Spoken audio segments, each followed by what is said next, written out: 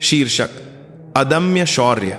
भारत के पूर्वोत्तर में मिजोरम के घने जंगलों की गर्मी और उमस के बीच बहुराष्ट्रीय प्रशिक्षण शिविर विभिन्न देशों और जातियों के सैनिकों की ऊर्जा और तनाव से भरा हुआ था।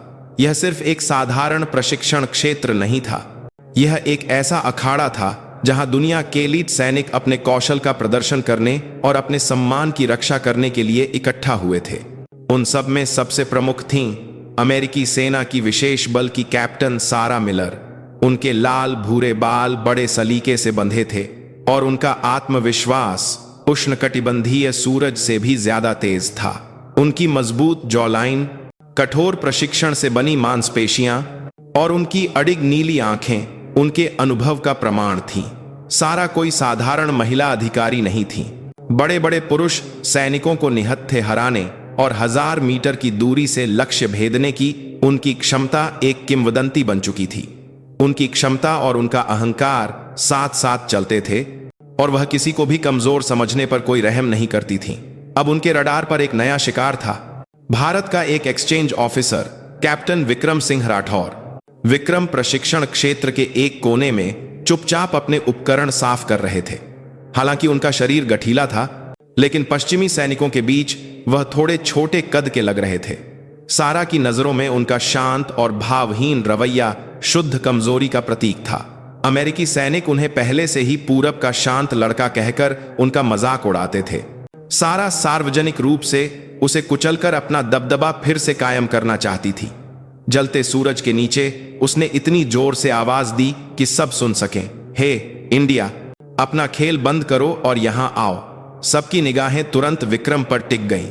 अमेरिकी सैनिकों के होठों पर पहले से ही एक व्यंग्यात्मक मुस्कान थी।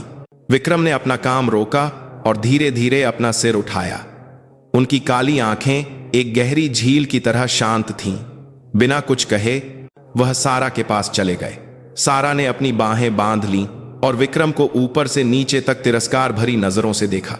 मैंने सुना है कि तुम्हारे देश में सैनिक गोली चलाने से ज्यादा फावड़ा चलाने में माहिर हैं। क्या यह सच है? कहीं तुम यहां छिपने के लिए गड्ढा तो नहीं खोद रहे? उनके चारों ओर ठहाके गूंज उठे। विक्रम की भौहें एक पल के लिए थोड़ी सिकुड़ी, लेकिन वह चुप रहे। उनकी चुप्पी ने सारा को और भी उकसा दिया। उसने अपनी उंगली से विक्रम के कंधे को छुआ और मजाक उड़ाना जारी रखा। कोई भाव नहीं, कोई आवाज नहीं। क्या तुम मूर्ति हो या तुम मेरी सुंदरता से इतने मंत्रमुग्ध हो गए हो कि होश खो बैठे हो?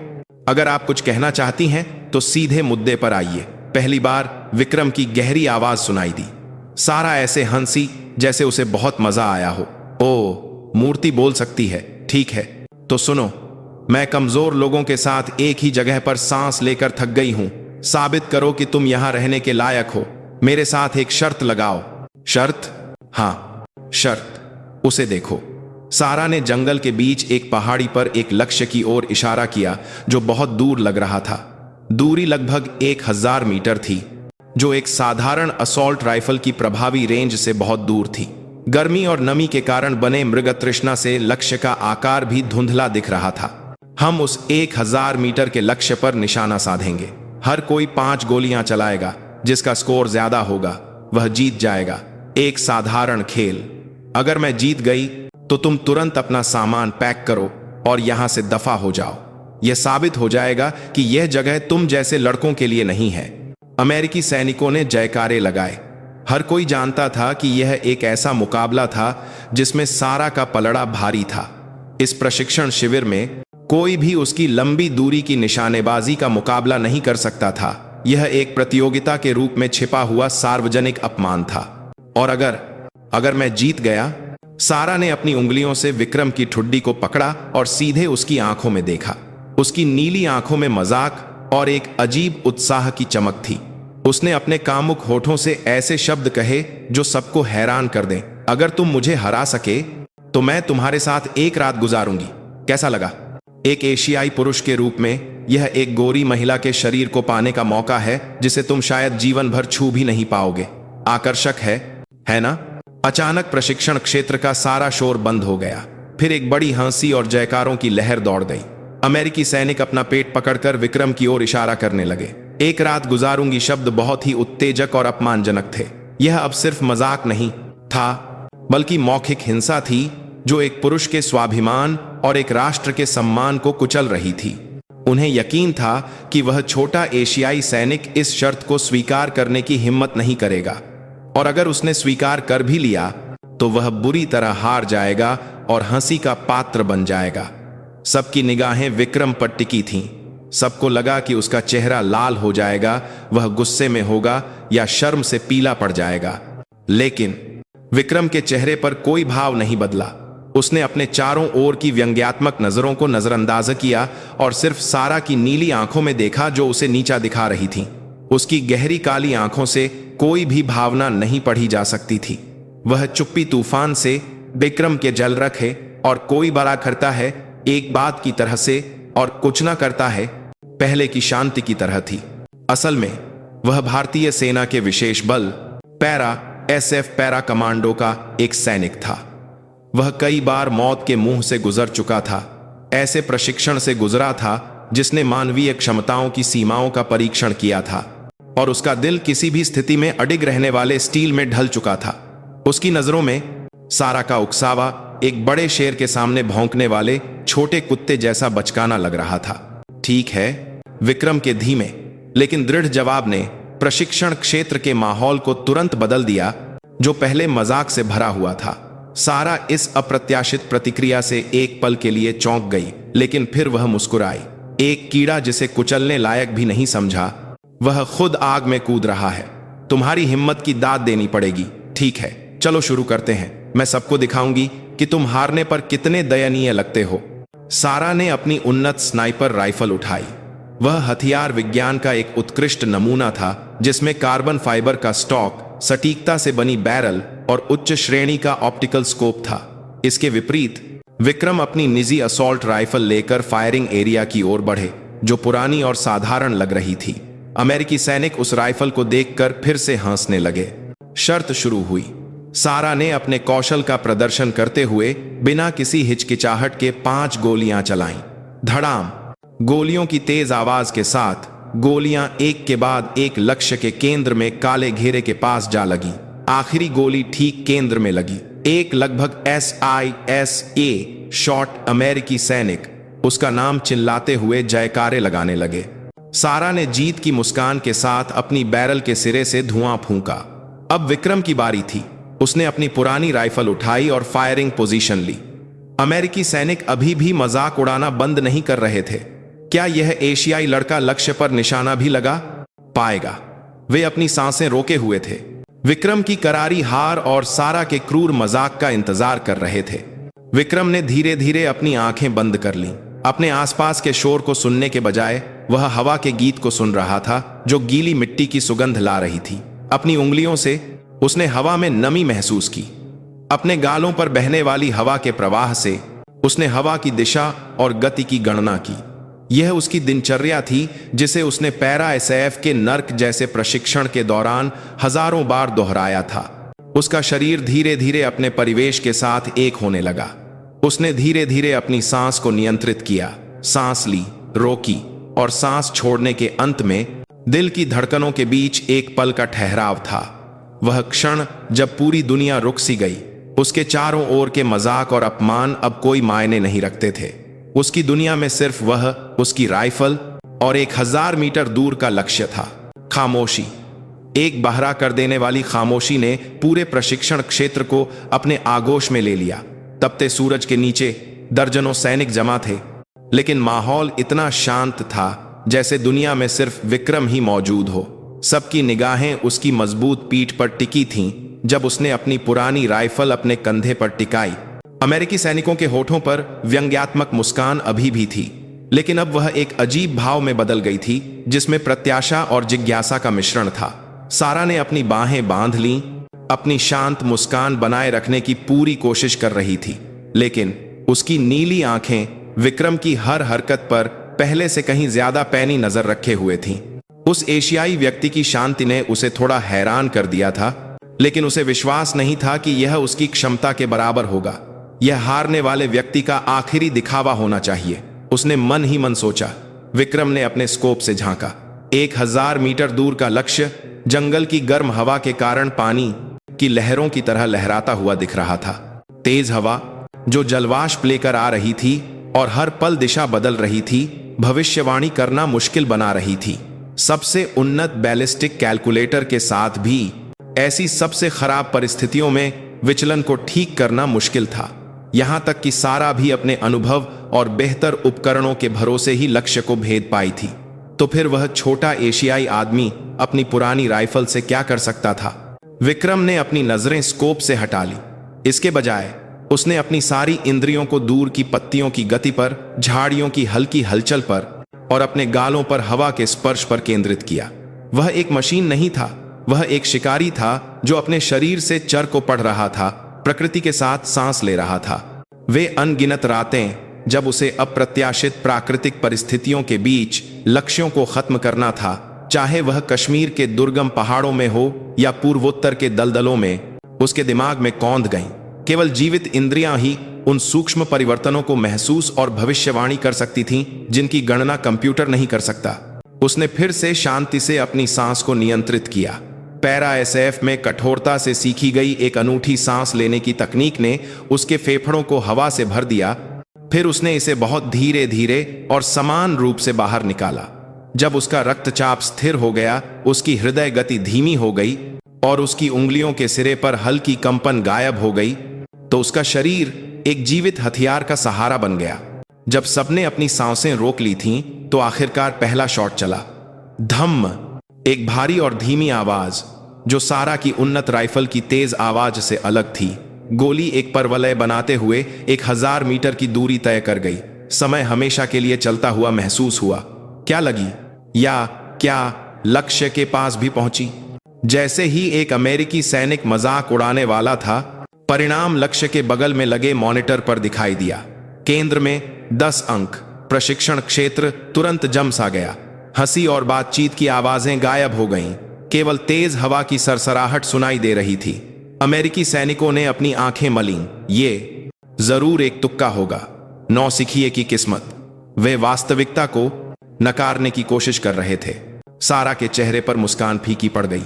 उसकी नीली आंखें अविश्वास में चौड़ी हो गईं और उसके होंठ सूखे महसूस हुए। सिर्फ एक गोली, लेकिन उस एक गोली के पीछे का वजन 1000 टन के पत्थर जैसा महसूस हुआ। निशानेबाजी गणित और विज्ञान है। दूरी, हवा की गति, नमी, गोली का वजन, यहां तक कि पृथ्वी के घूर्णन की भी गणना की जानी चाहिए। लेकिन इस आदमी ने न्यूनतम उपकरणों के साथ 1000 मीटर दूर के लक्ष्य के केंद्र में ऐसे निशाना साधा जैसे वह किसी मेले में गुब्बारे फोड़ रहा हो। यह किस्मत नहीं थी। विक्रम को अपने आसपास के आश्चर्य की कोई परवाह नहीं थी। वह एक मशीन की तरह खाली कारतूस निकालकर नया डाल रहा था। उसकी बात करते हैं कि सामने परिवार के लिए करता है। हरकतों में कोई हिचकिचाहट या व्यर्थ की गति नहीं थी।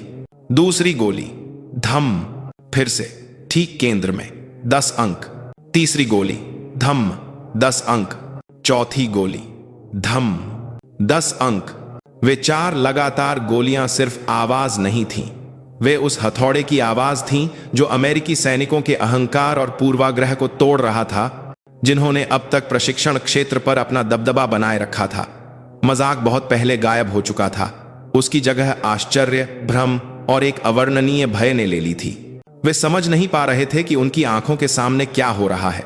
उनका सारा सैन्य ज्ञान, उपकरणों की श्रेष्ठता में उनका सारा विश्वास दक्षिण पूर्व एशिया के एक व्यक्ति द्वारा तोड़ा जा रहा था। सारा का चेहरा पीला पड़ गया था। उसने अपनी मुट्ठियां इतनी जोर से भींच ली थीं कि उसके नाखून उसकी हथेलियों में चुभ गए थे, लेकिन उसे दर्द भी महसूस नहीं हुआ। वह अपनी हार महसूस कर रही थी, लेकिन यह कोई साधारण हार नहीं थी। यह एक ऐसी लड़ाई थी जिसमें एक सैनिक के रूप में उसका पूरा जीवन दांव पर लगा था, उसका पूरा स्वाभिमान। और अब यह सब एक आदमी के हाथों टुकड़े टुकड़े हो रहा था। शर्म के साथ उसके दिल की गहराइयों से एक अज्ञात भावना उभरने लगी। यह गुस्सा, ईर्ष्या और बिना जाने प्रशंसा का मिश्रण था। अब आखिरी गोली बची थी। विक्रम द्वारा चलाई गई 4 गोलियां 10 पॉइंट सर्कल के अंदर एक छोटे से बिंदु पर क्लस्टर्ड थीं। मुकाबला असल में खत्म हो चुका था। उसे बस आखिरी गोली आराम से चलाकर प्रतियोगिता पूरी करनी थी। लेकिन विक्रम ने ऐसा नहीं थी। आखिरी गोली पर को की थी छा। आखिरी गोली पर को की संचार करते हैं किया। उसने अपने स्कोप का आवर्धन समायोजित किया और लक्ष्य के आसपास के क्षेत्र का निरीक्षण करने लगा, जैसे कुछ ढूंढ रहा हो। उसकी नजर ऊपरी दाएं कोने में मुख्य लक्ष्य से दूर रुक गई। वहां एक छोटी सी कील का सिरा था जो उंगली के नाखून के आकार का था, जिसका इस्तेमाल टारगेट बोर्ड को टिकाने के लिए किया गया था। वह कील हवा और बारिश के कारण आधी जंग खा चुकी थी। बस एक छोटा सा बिंदु जो पृष्ठभूमि का हिस्सा था। एक अमेरिकी सैनिक जिसने यह महसूस किया कि विक्रम कहां निशाना लगा रहा है, अनजाने में बड़बड़ाया, कहीं वह उस पर तो निशाना नहीं लगाना चाहता? पागल है, यह असंभव है। उसकी चीख ने उसके आसपास की फुसफुसाहट को और बढ़ा दिया। 1000 मीटर की दूरी से एक सिक्के के आकार के घेरे पर निशाना लगाना ही देवताओं का काम जैसा था। कील के सिरे पर निशाना लगाना तो दूर की बात थी, जो बहुत छोटा था, और वह भी अप्रत्याशित तेज हवा के बीच। यह अब निशानेबाजी के दायरे में नहीं था, यह पागलपन था। कुछ सैनिक फिर से हंसने लगे। अहंकार की हद है, वह जानबूझकर अंत में हंसी का पात्र बनना चाहता है। केवल सारा नहीं हंसी, उसे एक पूर्वाभास हुआ। वह आदमी ब्लफ नहीं कर रहा था, वह गंभीर था, और एक भयानक पूर्वाभास कि वह शायद सफल हो। वह आदमी पात्र पूर्वाभास कि वह शायद सफल हो जाएगा उसकी पीठ पर रेंगने लगा। विक्रम ने एक बार फिर लंबी सांस छोड़ी। उसकी सारी इंद्रियां सुई की नोक की तरह तेज हो गईं। उसने उस पल का इंतजार किया जब हवा की दिशा बदल गई। वह क्षण जब मृग तृष्णा सबसे पतली थी। वह क्षण जब आकाश और पृथ्वी की सारी ऊर्जा एक हो गई, और अंत में उसकी उंगली ने ट्रिगर दबाया। धड़ाम। 5वें शॉट की यह आवाज पहले 4 से अलग थी। यह एक मौत की घंटी की आवाज थी जिसने सब कुछ खत्म कर दिया, और साथ ही एक नई किंवदंती की शुरुआत का सिम्फनी भी। गोली हवा के प्रतिरोध को चीरती हुई ऐसे आगे बढ़ी जैसे वह गुरुत्वाकर्षण के नियमों का उल्लंघन कर रही हो। सबकी निगाहें मॉनिटर पर टिकी थीं। कोई बदलाव नहीं, टारगेट बोर्ड पर कोई निशान नहीं। देखा, फेल हो गया, एक सैनिक चिल्लाया। ठीक उसी समय ऑब्जर्वर कैमरे ने अधिकतम जूम किया, टारगेट बोर्ड के ऊपरी दाएं कोने पर ध्यान केंद्रित करते हुए, और स्क्रीन देखने वाले सभी लोगों को अपनी आंखों पर शक होने लगा। टारगेट बोर्ड को टिकाने वाली छोटी कील, ठीक उस जंग लगी कील के सिरे के बीच में एक छेद था। प्रशिक्षण क्षेत्र एक बार फिर पूरी तरह से खामोशी में डूब गया। इस बार खामोशी आश्चर्य से परे थी, यह एक धार्मिक विस्मय के करीब थी। उन लोगों की प्रतिक्रिया जिन्होंने अभी अभी मानवीय तर्क से परे एक चमत्कार देखा था। वे अब विक्रम को पूरब के शांत लड़के के रूप में नहीं देख सकते थे। वह उनकी समझ से परे एक अस्तित्व था, एक जीवित मिथक। सारा ने अपनी राइफल धीरे से जमीन पर रख दी। धातु के टकराने की आवाज बहुत तेज सुनाई दी। वह खालीपन से उस स्क्रीन को देखती रही जिसमें छिदी हुई कील दिख रही थी। पूरी तरह से हार, यहां तक कि हार शब्द भी अर्थहीन लग रहा था। उसे एक अलग आयाम के प्राणी के सामने अपनी क्षमताओं का प्रदर्शन करने की कोशिश करने पर बहुत मूर्ख और छोटा महसूस हुआ। हड्डियों को चीर देने वाली शर्म ने उसके पूरे शरीर को ढक लिया, लेकिन शर्म की उस राख से कुछ गर्म और शक्तिशाली एक चिंगारी की तरह जल उठा। यह एक सैनिक का दूसरे सैनिक के प्रति बिना किसी पूर्वाग्रह के शुद्ध सम्मान था। उसने धीरे धीरे अपना सिर उठाया और विक्रम को देखा। वह आदमी अपनी राइफल नीचे कर चुका था और शांत भाव से खड़ा था, जैसे कुछ हुआ ही न हो। उसकी शांत और अडिग छवि अब सारा की नजरों में एक विशाल पर्वत की तरह लग रही थी। उस दिन जंगल के बीच में उस प्रशिक्षण शिविर में सारा ने सब कुछ खो दिया, और उसी समय उसने एक सैनिक के रूप में सबसे महत्वपूर्ण चीज हासिल की। उस मुकाबले के बाद प्रशिक्षण शिविर का माहौल पूरी तरह से बदल गया। विक्रम के प्रति तिरस्कार और अपमान का भाव बिना किसी निशान के गायब हो गया। उसकी जगह एक अजीब खामोशी, विस्मय और थोड़ी भय मिश्रित नजरों ने ले ली। अब जब भी विक्रम गुजरता, अमेरिकी सैनिक अनजाने में रास्ता छोड़ देते, या अगर उनकी नजरें मिलती तो सिर झुका लेते। उनके लिए विक्रम अब एशिया का कोई एक्सचेंज ऑफिसर नहीं था जिसका मजाक उड़ाया जा सके। वह एक रहस्यमयी सत्ता था जिसने उनके सामान्य ज्ञान को नष्ट कर दिया था और उनके स्वाभिमान पर गहरा घाव छोड़ा था। वे विक्रम के बारे में फुसफुसाने लगे। वह भारत में किस यूनिट जहाज, वह भारत में किस यूनिट चराख रखे से था। उसने किस तरह का प्रशिक्षण लिया था कि उसके पास देवताओं जैसी निशानेबाजी की क्षमता थी। इस बारे में तरह तरह की जंगली अटकलें लगाई जाने लगीं। किसी ने कहा कि वह एक गुप्त हथियारे यूनिट से था। किसी और ने यह हास्यास्पद सिद्धांत दिया कि वह शायद आनुवंशिक रूप से संशोधित सुपर सैनिक परियोजना का उत्पाद था। विक्रम का शांत स्वभाव उसके रहस्यमयी आभा मंडल को और भी मजबूत कर रहा था। सबसे बड़ा बदलाव सारा में आया। वह कई दिनों तक अपने बैरक में बंद रही। वह प्रशिक्षण में शामिल नहीं हुई और अकेले ही खाना खाती थी। उसका स्वाभिमान टुकड़े टुकड़े हो गया था। वह जिसने कई पुरुषों को हराया था और शीर्ष पर पहुंची थी, उसे सबके सामने उस क्षेत्र में कुचल दिया गया था जिसमें वह सबसे ज्यादा माहिर थी, और वह भी उस प्रतिद्वंद्वी द्वारा जिसे उसने सबसे ज्यादा कमजोर समझा था। उस वास्तविकता को स्वीकार करना एक दर्दनाक प्रक्रिया थी। रात में वह उस दिन की घटनाओं को बार बार दोहराती थी। विक्रम की शांत नजरें जब वह हवा को पढ़ रहा था, उसकी स्वाभाविक रूप से बहती हुई हरकतें, और वह आखिरी शॉट, वह जादुई क्षण जिसने असंभव को वास्तविकता में बदल दिया। जितना वह इसके बारे में सोचती, उतना ही उसे गुस्सा और अपमान महसूस होता। लेकिन उसी समय उसका दिल जोर जोर से धड़क रहा था। यह सिर्फ गुस्से के कारण नहीं था। एक सैनिक के रूप में वह शुद्ध जिज्ञासा और सीखने की इच्छा से भर गई थी। वह असल में कौन है? क्या चीज उसे इतना शक्तिशाली बनाती है? कई दिनों तक शर्म और प्रशंसा के बीच संघर्ष करने के बाद सारा ने आखिरकार एक निर्णय लिया। इस तरह छिपना उसकी शैली नहीं थी। उसे अपनी हार स्वीकार करनी थी और उसके कारण का सीधे सामना करना था। वह अपने बैरक से बाहर निकली और प्रशिक्षण क्षेत्र की ओर चल दी। उसका लक्ष्य केवल एक था, वह जगह जहां विक्रम था। विक्रम अभी भी प्रशिक्षण क्षेत्र के एक कोने में अपनी राइफल की देखभाल कर रहा था। वह उसके घटकों को सटीकता के साथ खोल रहा था, तेल लगा रहा था और फिर से जोड़ रहा था, जैसे कोई कलाकार किसी कलाकृति को संभाल रहा हो। उसके लिए राइफल सिर्फ एक हथियार नहीं थी, बल्कि उसके जीवन और इंद्रियों का विस्तार थी, उसके शरीर का एक हिस्सा। जैसे ही सारा पास आई, उसके आसपास के अमेरिकी सैनिक धीरे धीरे हट गए। सबने अपनी सांसें रोक लीं, दोनों को देख रहे थे। क्या यह घायल शेरनी बदला लेने आई है या कुछ और होने वाला है? एक तनावपूर्ण माहौल ने उन्हें घेर लिया।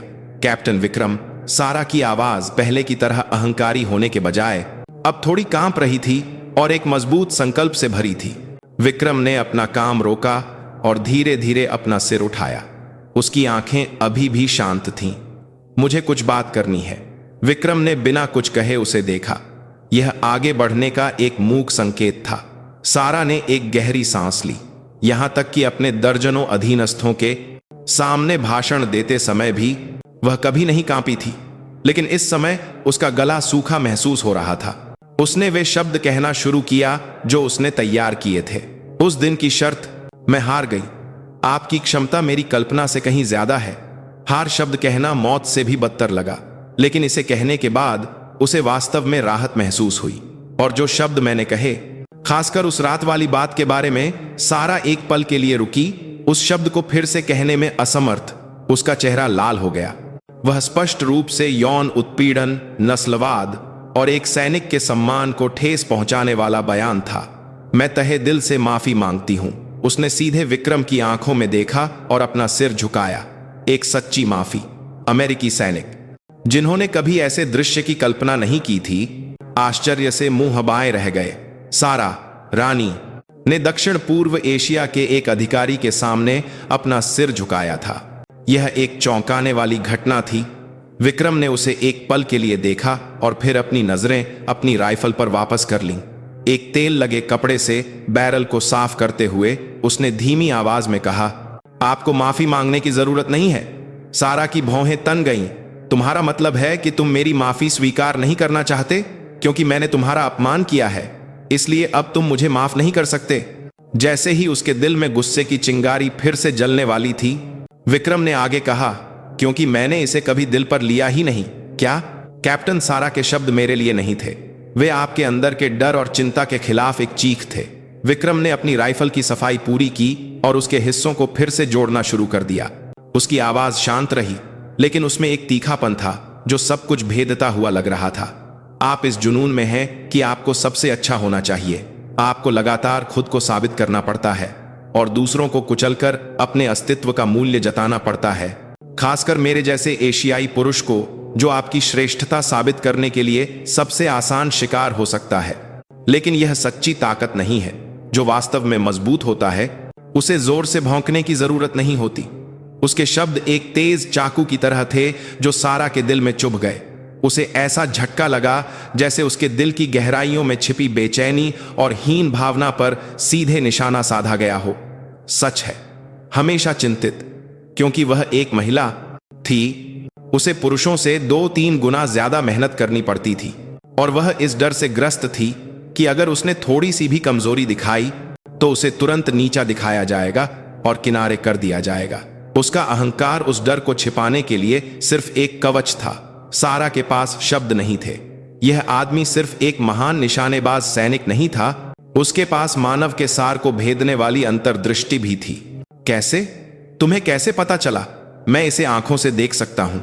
युद्ध के मैदान में मैंने बहुत से लोगों की आंखें देखी हैं। मरने वाले लोगों की आंखें, हत्या के इरादे से भरी आंखें, डरे हुए लोगों की आंखें, और उन लोगों की आंखें जो अपने डर को छिपाने के लिए आपकी तरह दिखावा करते हैं। उस क्षण सारा को एहसास हुआ कि वह अब तक एक छोटे बच्चे की तरह सिर्फ दिखावा कर रही थी, जबकि उसके सामने वाला आदमी एक सच्चा सैनिक था जो कई युद्ध क्षेत्रों से गुजर चुका था और जीवन और मृत्यु के बीच की सीमा को कई बार पार कर चुका था। एक और बात जो मैं पूछना चाहती हूं, वह आखिरी शॉट। तुम उस छोटी सी कील पर कैसे निशाना लगा सके? मैंने इसके बारे में सोचा है, लेकिन फिर भी समझ नहीं पाई।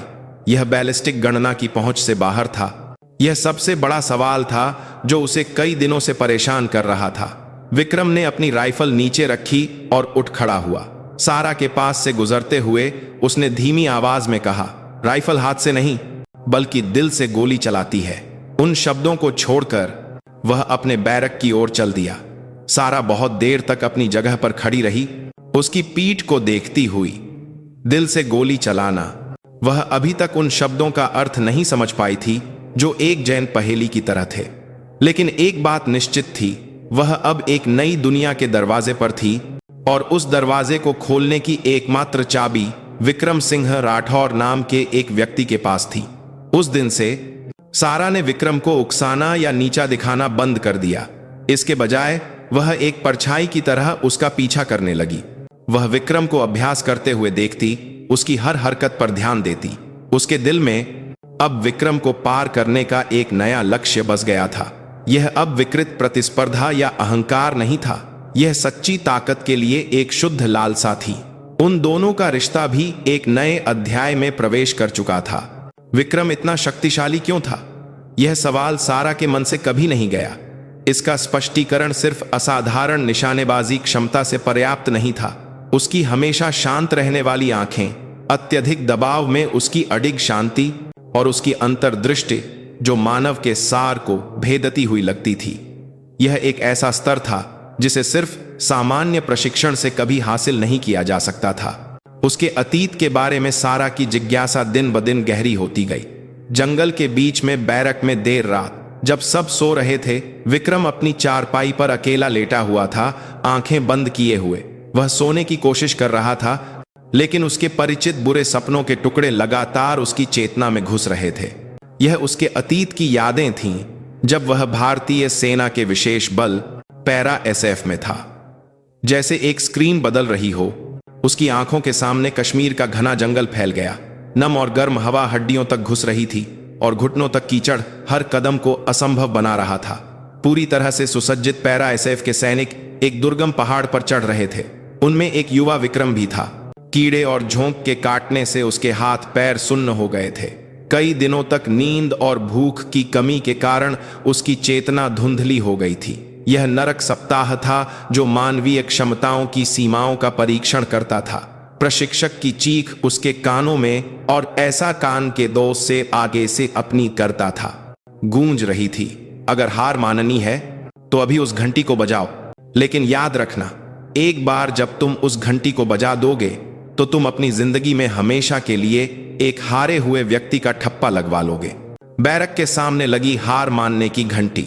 उस घंटी को बजाने का मतलब शारीरिक पीड़ा से मुक्ति थी, लेकिन साथ ही एक सैनिक के रूप में मौत भी थी। उसके कई बैचमेट्स ने घंटी बजाई और हार मान ली। उनके आंसू देखकर विक्रम ने अपने दांत भींच लिए। वह यहां टूट नहीं सकता था। यादें किसी और जगह चली गईं। लक्षद्वीप के पास अरब सागर का अंधेरा तल, उफनती लहरों के बीच समुद्री घुसपैठ का अभ्यास। एक छोटी रबर की नाव पर सैनिक चुपचाप दुश्मन के तट की ओर बढ़ रहे थे। एक विशाल लहर ने उनकी नाव को पलट दिया। एक संकटपूर्ण क्षण में जब वह अंधेरे समुद्र में खिंचा जा रहा था, उसने अपने साथी का बैग पकड़ा जो होश खोने लगा था और सतह पर तैरने के लिए जी जान से संघर्ष किया। मौत का डर उसके पूरे शरीर पर हावी हो गया था, लेकिन उसने हार नहीं मानी। बिना किसी को पीछे छोड़े जिंदा वापस लौटना, यह एक अनकहा वादा था जो उसने अपने साथियों के साथ किया था। न केवल कठोर प्रशिक्षण की यादें, बल्कि उसके दिमाग में वास्तविक अभियानों की खूनी यादें भी अंकित थीं। पूर्वोत्तर के किसी जंगल में एक आतंकवादी समूह द्वारा बंधक बनाए गए एक अधिकारी को बचाने के लिए एक गुप्त अभियान। विक्रम की टीम अंधेरे की आड़ में आतंकवादियों के ठिकाने में घुस गई। भयावह खामोशी के बीच उन्हें केवल अपने दिल की धड़कन सुनाई दे रही थी। आखिरकार अभियान का संकेत दिया गया और वह ठिकाना तुरंत नरक में बदल गया। अंधेरे में चिंगारियां फूटीं, गोलियों की आवाज ने कान के पर्दे फाड़ दिए। चीखें, दर्द और बारूद की गंध अराजकता में घुल मिल गई। उसने शांति से दुश्मनों को मार गिराया और बंधक के पास पहुंचा। जब वह बंधक को बचा रहा था और वापसी का रास्ता सुरक्षित कर रहा था, तो पीछे से एक गोली की आवाज आई। उसकी टीम का सबसे युवा सदस्य, एक जूनियर, उसके लिए आई गोली को झेलकर गिर पड़ा। खून उगलते हुए उसके जूनियर का आखिरी मुस्कुराता हुआ चेहरा। सर, आपको जीना है। उस दिन उसने पहली बार एक साथी को खोने का दर्द महसूस किया और उसने अपनी हड्डियों में गहराई से यह बात बैठा ली कि उसे और मजबूत क्यों बनना है। कमजोरी का मतलब उसकी और उसके साथियों की मौत थी। यादों के ये टुकड़े उसे लगातार पीड़ा दे रहे थे। कभी कभी वे यादें भी आती जब उसे अफ्रीका में शांति सेना के रूप में तैनात किया गया था। भूख, बीमारी और अंतहीन हिंसा से पीड़ित बच्चों की खाली आंखें। उसने भोजन बांटकर और एक छोटे से क्लिनिक की रखवाली करके उनकी रक्षा करने की कोशिश की। लेकिन एक रात विद्रोहियों के अचानक हमले के कारण वह गांव आग का समुद्र बन गया। उसकी आंखों के सामने कई निर्दोष जानें चली गईं। किसी को भी बचाने में असमर्थ होने की बेबसी और अपराधबोध की भावना ने उसकी आत्मा को खा लिया। उन सभी यादों ने, नरक जैसे प्रशिक्षण और वास्तविक लड़ाई के अनुभवों ने आज के विक्रम को बनाया था। उसकी शांति कई बार मौत के मुंह से गुजरने का परिणाम थी। उसकी अंतर्दृष्टि मानव द्वारा दिखाए जा सकने वाले सबसे बुरे और सबसे महान पहलुओं को देखकर तेज हुई थी। उसकी निशानेबाजी की क्षमता सिर्फ लक्ष्य भेदने की तकनीक नहीं थी, यह अपने साथियों की रक्षा करने, मिशन पूरा करने और सबसे महत्वपूर्ण, जीवित रहने के लिए एक हताश उत्तरजीविता तकनीक थी। जब उसने कहा दिल से गोली चलाना, तो यह कोई काव्यात्मक अभिव्यक्ति नहीं थी, यह उसका अपना अनुभव था। ट्रिगर दबाते समय उसका दिल लक्ष्य पर शुद्ध एकाग्रता और जो कुछ भी उसे बचाना था उसे बचाने के दृढ़ संकल्प से भर जाता था। सभी परेशान करने वाले विचार और भावनाएं, यहां तक कि मौत का डर भी उस निर्वाण की स्थिति में गायब हो जाते थे। उस स्थिति में पहुंचने पर राइफल उसकी इच्छा को साकार करने का एक साधन मात्र बन जाती थी। विक्रम उठा और बैरक से बाहर निकल गया। जंगल की ठंडी रात की हवा ने उसके गर्म सिर को ठंडा कर दिया। आकाश में अनगिनत तारे रत्नों की तरह बिखरे हुए थे। उसने अपनी जेब से एक पुराना पहचान पत्र, डॉग टैग, निकाला और उसे अपनी उंगलियों में घुमाने लगा। वहां उसका नाम, सैनिक संख्या और रक्त समूह अंकित था और उसके बगल में पूर्वोत्तर में शहीद हुए उसके जूनियर का डॉग टैग लटका हुआ था। वह अकेला नहीं था। उसके साथियों की आत्माएं जो पहले जा चुके थे और उन लोगों के प्रति जिम्मेदारी की भावना जिन्हें वह बचा नहीं सका था, हमेशा उसके कंधों पर बोझ थीं। यही वह चीज थी जो उसे लगातार अभ्यास करने और आगे बढ़ने के लिए प्रेरित करती थी। दूर सारा के बैरक से एक हल्की रोशनी दिखाई दे रही थी।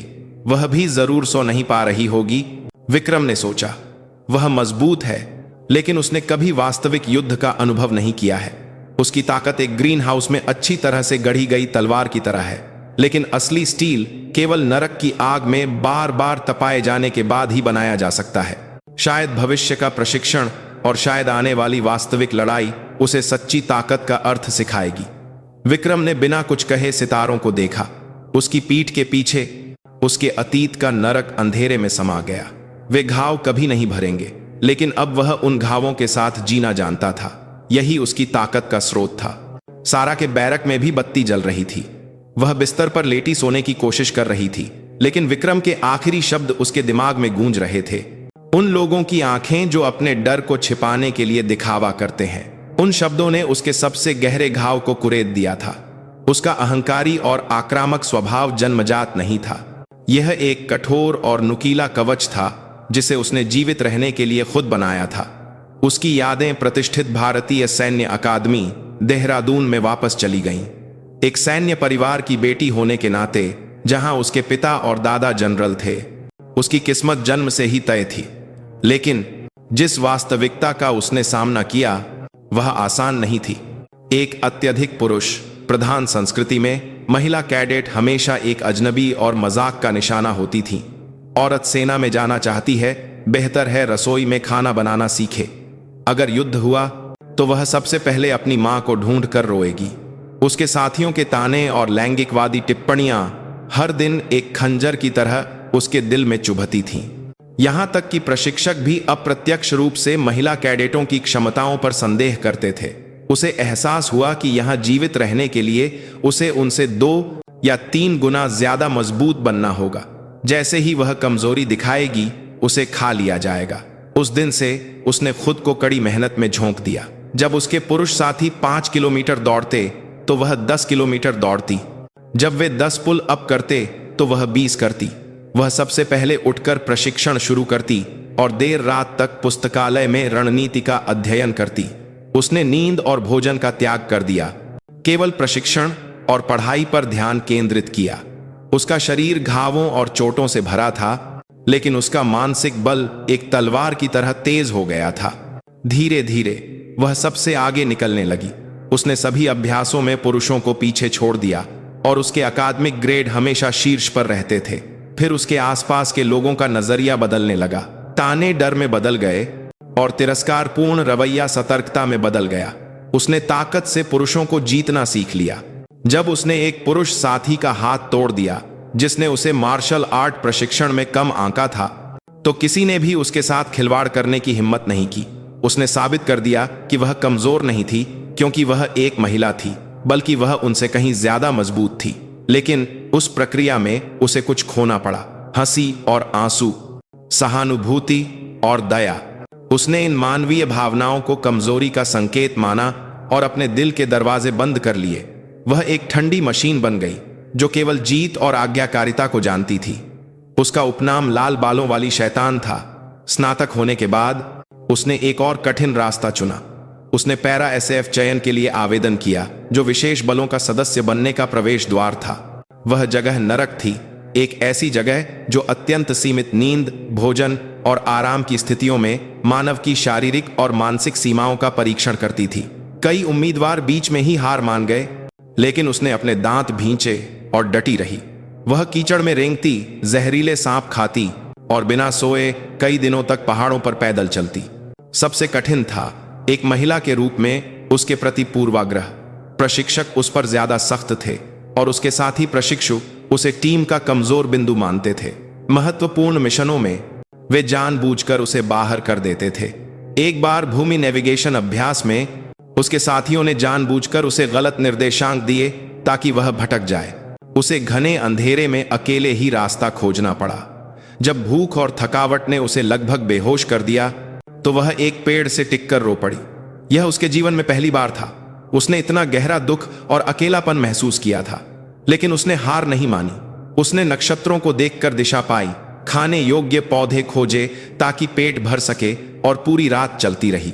अगली सुबह जब वह फटेहाल हालत में गंतव्य पर पहुंची तो उसके साथी हैरान रह गए। उस घटना के बाद उनके प्रति उनका नजरिया पूरी तरह से बदल गया। वह अब एक महिला नहीं थी, उसे एक ऐसे साथी के रूप में पहचाना जाने लगा जिसके साथ वे जी और मर सकते थे। उसने आखिरकार नरक जैसे पैरा एसएफ चयन को अच्छे ग्रेड के साथ पूरा किया और आधिकारिक तौर पर मरून बेरेट पहना, जो विशेष बलों का प्रतीक था। उसके बाद उसने दुनिया भर के विभिन्न संघर्ष क्षेत्रों में सेवा की। आतंकवाद विरोधी अभियान, बंधक बचाव, महत्वपूर्ण लक्ष्यों की हत्या। उसने जान जोखिम में डालने वाले मिशनों को सफलतापूर्वक पूरा करके अपनी क्षमता साबित की। उसकी प्रतिष्ठा बढ़ी और उसने अपने अधीनस्थों का पूर्ण विश्वास प्राप्त किया। लेकिन उसके दिल में हमेशा एक खालीपन और बेचैनी रहती थी जिसे भरा नहीं जा सकता था। वह लाल बालों वाली शैतान के व्यक्तित्व के पीछे छिप गई जिसे उसने बनाया था और अपनी असली पहचान खोने लगी थी। उसे एक खोखले खोल की तरह महसूस होता था जो केवल बालों वाली खेन की, दूसरों को कुचलकर और अपनी ताकत का प्रदर्शन करके राहत महसूस कर कास खाता था। विक्रम ने उसकी असली पहचान को ठीक से देख लिया था। उसने उस डर और कमजोरी को तुरंत पहचान लिया जिसे वह अब तक छिपाने की कोशिश कर रही थी। यही बात उसे भ्रमित कर रही थी। उसे ऐसा लगा जैसे ताकत का वह किला जिसे उसने सब कुछ दांव पर लगाकर बनाया था, उस आदमी की एक शांत नजर से ही ढह गया हो। सारा उठी और ठंडे पानी से अपना चेहरा धोया। आईने में उसका चेहरा थका हुआ लग रहा था। उसकी नीली आंखों ने अपनी पुरानी चमक खो दी थी और वे गहरी सोच में डूबी हुई थीं। उसने खुद से पूछा, क्या वह रास्ता जिस पर वह अब तक चली है सही था? ताकत क्या है? एक सच्चा सैनिक क्या है? जिस ताकत का वह अब तक पीछा कर रही थी वह हावी होने की ताकत थी, दूसरों पर शासन करने, उन्हें आज्ञा मानने के लिए मजबूर करने और उन्हें जीतने की ताकत। लेकिन विक्रम द्वारा दिखाई गई ताकत एक अलग तरह की थी। यह रक्षा करने की ताकत के करीब थी, खुद को, साथियों को और विश्वास की रक्षा के लिए चुपचाप खुद को प्रशिक्षित करने की ताकत। एक ऐसी ताकत जो बिना ज्यादा बोले सिर्फ अपने अस्तित्व से ही विश्वास दिलाती थी। सारा ने फैसला किया, पुराने तरीकों को छोड़ने का समय आ गया था। लाल बालों वाली शैतान के खोल से बाहर निकलने का समय आ गया था। वह विक्रम के माध्यम से सच्ची ताकत का अर्थ सीखना चाहती थी। वह उस नरक को समझना चाहती थी जिससे वह गुजरा था, उस जीवन का बोझ जिसे वह उठा रहा था। जंगल में भोर होने लगी थी। अंधेरे को दूर करते हुए शानदार सूर्योदय को देखते हुए सारा ने एक नई शुरुआत करने का संकल्प लिया। उसकी आंखों की नजर ने अपनी पुरानी चमक फिर से पा ली, लेकिन उसमें अब अहंकार नहीं था, बल्कि एक सत्य साधक की विनम्रता और एक जलती हुई भावना थी। वह अब पुरानी सारा नहीं थी। विक्रम के निशानेबाजी प्रदर्शन के बाद प्रशिक्षण शिविर का माहौल एक अजीब शांति में था। अमेरिकी सैनिकों ने अब विक्रम को उकसाना बंद कर दिया था और सारा भी चुपचाप उसे देखती रहती थी। लेकिन वह शांति तूफान से पहले की शांति की तरह थी। हर कोई जानता था कि यह दोस्ती को मजबूत करने के लिए एक शिविर नहीं था, बल्कि एलिट सैनिकों का एक जमावड़ा था जो किसी भी समय युद्ध के मैदान में भेजे जाने के लिए तैयार थे। और आखिरकार वह दिन आ ही गया। सुबह सुबह एक आपातकालीन सायरन की बाहरी कर देने वाली आवाज ने पूरे शिविर को हिला दिया। सभी सैनिक अनजाने में अपने बिस्तरों से कूद पड़े और अपने लड़ाकू साजो सामान पहनने लगे। 5 मिनट से भी कम समय में पूरी तरह से हथियारों से लैस सैनिक ऑपरेशन कंट्रोल सेंटर टॉक में इकट्ठा हो गए। कंट्रोल रूम में बड़ी स्क्रीन पर सैटेलाइट से ली गई एक क्षेत्र का नक्शा प्रदर्शित था और उसके बीच में एक लाल बिंदु चमक रहा था। संयुक्त अभ्यास के कमांडर अमेरिकी कर्नल मिलर ने ब्रीफिंग शुरू की। उनका आमतौर पर शांत रहने वाला चेहरा अब ठंडे तनाव से भरा हुआ था। सज्जनों, यह कोई अभ्यास नहीं है, यह एक वास्तविक स्थिति है। सैनिकों के बीच एक धीमी फुसफुसाहट सुनाई दी। खुफिया रिपोर्टों के अनुसार एक अंतर्राष्ट्रीय आतंकवादी संगठन ब्लैक फ्लैग का एक प्रमुख सदस्य और बम बनाने का विशेषज्ञ राशिद खान इस क्षेत्र में घुसपैठ कर चुका है। उसका स्थान यहां है, सीमा क्षेत्र में एक परित्यक्त रासायनिक संयंत्र। कर्नल मिलर ने लेजर पॉइंटर से स्क्रीन पर लाल बिंदु की ओर इशारा किया। राशिद कोई साधारण आतंकवादी नहीं है, वह एक खतरनाक व्यक्ति है जो रासायनिक हथियार बनाने में भी माहिर है। संकेत हैं कि वह यहां एक बड़े पैमाने पर आतंकवादी हमले की तैयारी कर रहा है। हमारा मिशन केवल एक है, सूर्योदय से पहले रासायनिक संयंत्र में घुसपैठ करना और राशिद को जिंदा पकड़ना या विरोध करने पर उसे मार गिराना। ऑपरेशन कंट्रोल रूम में हवा बर्फ की तरह ठंडी हो गई। हर कोई इस मिशन के महत्व और खतरे को समझ गया। यह ऑपरेशन संयुक्त राज्य अमेरिका और भारत के एलिट सैनिकों से बनी एक संयुक्त टीम द्वारा किया जाएगा। टीम की कमान कैप्टन सारा मिलर के हाथ में होगी और उनके deputy commander captain Vikram Singh Rathore होंगे। कर्नल मिलर की घोषणा पर कंट्रोल रूम में सभी की निगाहें सारा और विक्रम पर टिक गईं। अमेरिकी सैनिकों ने आश्चर्य के भाव दिखाए। बेशक वे विक्रम की क्षमता को स्वीकार करते थे, लेकिन दक्षिण पूर्व एशिया के एक एक्सचेंज ऑफिसर को डिप्टी कमांडर जैसे महत्वपूर्ण पद पर नियुक्त करना, जबकि युद्ध के मैदान में ज्यादा अनुभवी अमेरिकी अधिकारी मौजूद थे, एक असामान्य निर्णय था। सारा भी हैरान लग रही थी, लेकिन उसने तुरंत अपने होंठ काटे और कर्नल के आदेश को स्वीकार कर लिया।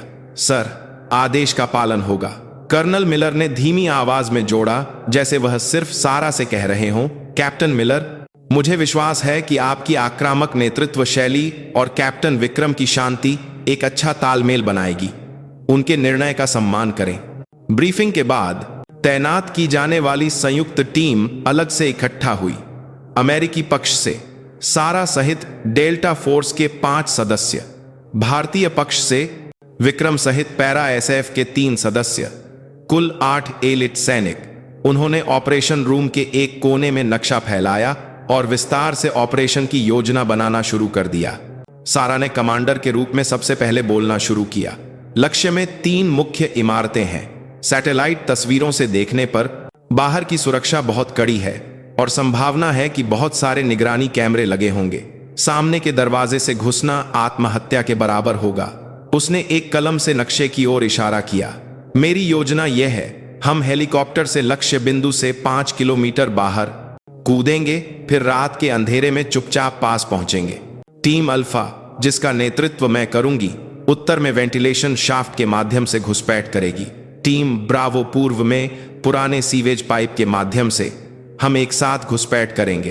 अंदर मिलने के बाद हम केंद्रीय नियंत्रण कक्ष पर धावा बोलेंगे, वह जगह जहां राशिद के होने का अनुमान है। हमें इसे जितनी जल्दी हो सके और जितनी चुपचाप हो सके पूरा करना होगा। यह अमेरिकी विशेष बलों की एक विशिष्ट ऑपरेशन योजना थी। उन्नत उपकरणों और बेहतर मारक क्षमता का उपयोग करके लक्ष्य पर तेजी से और साहसपूर्वक हमला करना। सारा की योजना एक पाठ्य पुस्तक की तरह आत्मजात रही थी और सभी अमेरिकी टीम के सदस्यों ने सहमति में सिर हिलाया। लेकिन विक्रम केवल चुपचाप नक्शे और सैटेलाइट तस्वीरों को पलटता रहा। उसके चेहरे पर सामान्य से ज्यादा गंभीरता थी। सारा ने उससे पूछा, कैप्टन विक्रम, कोई समस्या है? विक्रम ने अपना सिर हिलाया और धीरे से कहा, समस्या यह है कि योजना बहुत अच्छे। तुम्हारा क्या मतलब है? सारा की भौहें तन गईं। संभावना है कि यह एक जाल है जिसे दुश्मन ने तैयार किया है, क्योंकि वे पहले से ही हमारी तरफ से इस तरह के हमले की उम्मीद कर रहे होंगे। यह तथ्य कि राशिद जैसे बड़े व्यक्ति ने इतनी आसानी से अपना स्थान उजागर कर दिया, अपने आप में संदिग्ध है। यह रासायनिक संयंत्र एक खुले क्षेत्र में है जहां पहुंचना मुश्किल है और अंदर जटिल पाइप और मशीनें भरी हुई हैं जो हमें अलग थलग करना और भी आसान बना देंगी। जैसे ही हम घुसपैठ करेंगे, वे सभी निकास द्वार बंद कर देंगे और हमें फंसा लेंगे। एक अमेरिकी टीम के सदस्य ने मजाक उड़ाया, क्या यह कुछ ज्यादा ही पैरानॉइड नहीं है? वे तो सिर्फ बेवकूफ आतंकवादी हैं। सारा ने उसे रोका और विक्रम से फिर पूछा, तो तुम्हारा क्या विचार है? विक्रम ने एक कलम उठाई और नक्शे पर एक बिंदु की ओर इशारा किया। वह स्थान लक्ष्य रासायनिक संयंत्र से लगभग 2 किलोमीटर पूर्व में था। घने जंगल के बीच नक्शे पर कुछ भी नहीं दिख रहा था। मैं इस जगह पर ध्यान दे रहा हूं। पुरानी सैटेलाइट तस्वीरों और भूवैज्ञानिक डेटा का विश्लेषण करने के बाद यह क्षेत्र पहले तेल की खोज के लिए भूमिगत तेल पाइपलाइनों के एक मकड़ी के जाले जैसे नेटवर्क से जुड़ा हुआ था। ज्यादातर बंद हो चुके हैं, लेकिन संभावना है कि अभी भी एक आपातकालीन लाइन सक्रिय हो। बड़ी संभावना है कि एक गुप्त मार्ग है जो रासायनिक संयंत्र के नीचे कहीं से जुड़ा हुआ है। राशिद एक बम विशेषज्ञ और रसायनज्ञ है। ऐसा व्यक्ति जब छिपने की जगह चुनता है तो उसके लिए सबसे महत्वपूर्ण चीज भागने का रास्ता होता है। अगर कोई आपात स्थिति होती है तो भूमिगत तेल पाइपलाइन उसके लिए बिना कोई निशान छोड़े बाहर निकलने का सबसे बाहर मार्ग हो सकता है। विक्रम का विश्लेषण साहसी और चतुर था, लेकिन साथ ही बहुत जोखिम भरा भी था। एक अज्ञात भूमिगत सुरंग में बिना किसी जानकारी के प्रवेश करना एक ऐसा जुआ था जिसका अंत जिंदा दफन होने में हो सकता था। सारा गहरी सोच में डूब गई। उसे अपनी जुभेत योजना और विक्रम के खतरनाक जुए के बीच चयन करना था। क्या वह पाठ्य पुस्तक के अनुसार एक सीधा हमला चुनेगी या एक अप्रत्याशित तरीका जो प्रतिद्वंद्वी की कमजोरी पर वार करे? 9 लोगों की जान उसके फैसले पर निर्भर थी। उसने विक्रम की आंखों में देखा। उसकी आंखें डगमगाई नहीं और विश्वास से भरी थीं। उन आंखों को देखकर सारा को कुछ दिन पहले हुए निशानेबाजी मुकाबले का आखिरी क्षण याद आया। जब सब असंभव पर हंस रहे थे तो उसने अनदेखी संभावना को देखा और उसे साकार कर दिखाया। सारा ने आखिरकार एक निर्णय लिया। ठीक है, हम तुम्हारी योजना का पालन करेंगे। अमेरिकी टीम के सदस्य बड़बड़ाए, लेकिन सारा ने उन्हें एक दृढ़ आवाज से चुप करा दिया। मैं, कैप्टन विक्रम और दोनों देशों से एक टोही सैनिक, कुल 4 लोग एक अग्रिम टीम के रूप में भूमिगत तेल पाइप के माध्यम से पहले घुसपैठ करेंगे। बाकी लोग बाहर इंतजार करेंगे और हमारे संकेत का इंतजार करेंगे। यह अंतिम योजना है, अब कोई चर्चा नहीं। उसने अपनी सम्मान, स्वाभिमान और अपने अधीनस्थों की जान को विक्रम सिंह राठौर नाम के एक व्यक्ति के निर्णय पर दांव पर लगाने का फैसला किया। उनकी नजरें हवा में मिली। पुरानी दुश्मनी और प्रतिस्पर्धा की भावना गायब हो चुकी थी। जो बची थी वह मिशन पूरा करने के एक साझा उद्देश्य पर एक ठोस विश्वास था। 2 परछाइयां जो अंधेरे में एक दूसरे को काटना शुरू कर चुकी थीं, अब एक ही लक्ष्य की ओर बढ़ने लगी थीं। ऑपरेशन शुरू होने में 3 घंटे बचे थे। मौत की उलटी गिनती शुरू हो चुकी थी। ऑपरेशन के समय के करीब आते ही शिविर में तनाव का माहौल छा गया। घने अंधेरे में हेलीकॉप्टर के रोटर धीरे धीरे घूम रहे थे, उड़ान भरने की तैयारी कर रहे थे। सारा, विक्रम और अग्रिम टीम के 2 अन्य सदस्यों ने अपने उपकरणों की अंतिम जांच की। नाइट विजन गॉगल्स, साइलेंसर लगी राइफलें, संचार उपकरण और आपात स्थिति के लिए विस्फोटक। उनके चेहरों पर गंभीरता थी। हेलीकॉप्टर बिना आवाज किए उड़ान भरा और जंगल के ऊपर रात के आकाश में नीचे उड़ने लगा। खिड़की के बाहर केवल पेड़ों का एक अंतहीन समुद्र दिखाई दे रहा था। सारा ने महसूस किया कि उसका दिल सामान्य से ज्यादा तेजी से धड़क रहा था। वह कई वास्तविक लड़ाइयों से गुजर चुकी थी, लेकिन यह पहली बार था जब वह अनिश्चितता पर सब कुछ दांव पर लगा रही थी। टीम की किस्मत को अपने निर्णय के बजाय किसी और की अंतर्ज्ञान पर सौंपना एक कमांडर के रूप में एक बहुत बड़ा बोझ था। उसने विक्रम पर नजर डाली जो उसके बगल में बैठा था। वह आदमी अपनी आंखें बंद किए हुए था, स्थिर, जैसे ध्यान कर रहा हो। यह शांति कहां से आती है? लक्ष्य बिंदु पर पहुंचने पर हेलीकॉप्टर जमीन से कुछ दसियों मीटर ऊपर रुक गया। सैनिक रस्सियों का उपयोग करके तेजी से नीचे उतरे। हेलीकॉप्टर के बिना आवाज किए गायब हो जाने के बाद पूरी तरह से खामोशी फिर से छा गई। केवल उनकी हाफती हुई सांसों और जंगल की हवा की सरसराहट सुनाई दे रही थी। विक्रम ने अपने हाथ में एक पोर्टेबल भूमिगत डिटेक्टर सक्रिय किया। अंधेरे में एक हल्की संकेत ध्वनि बीप बीप बीप सुनाई दी। उसने सावधानी से कदम बढ़ाते हुए नक्शे की जांच की।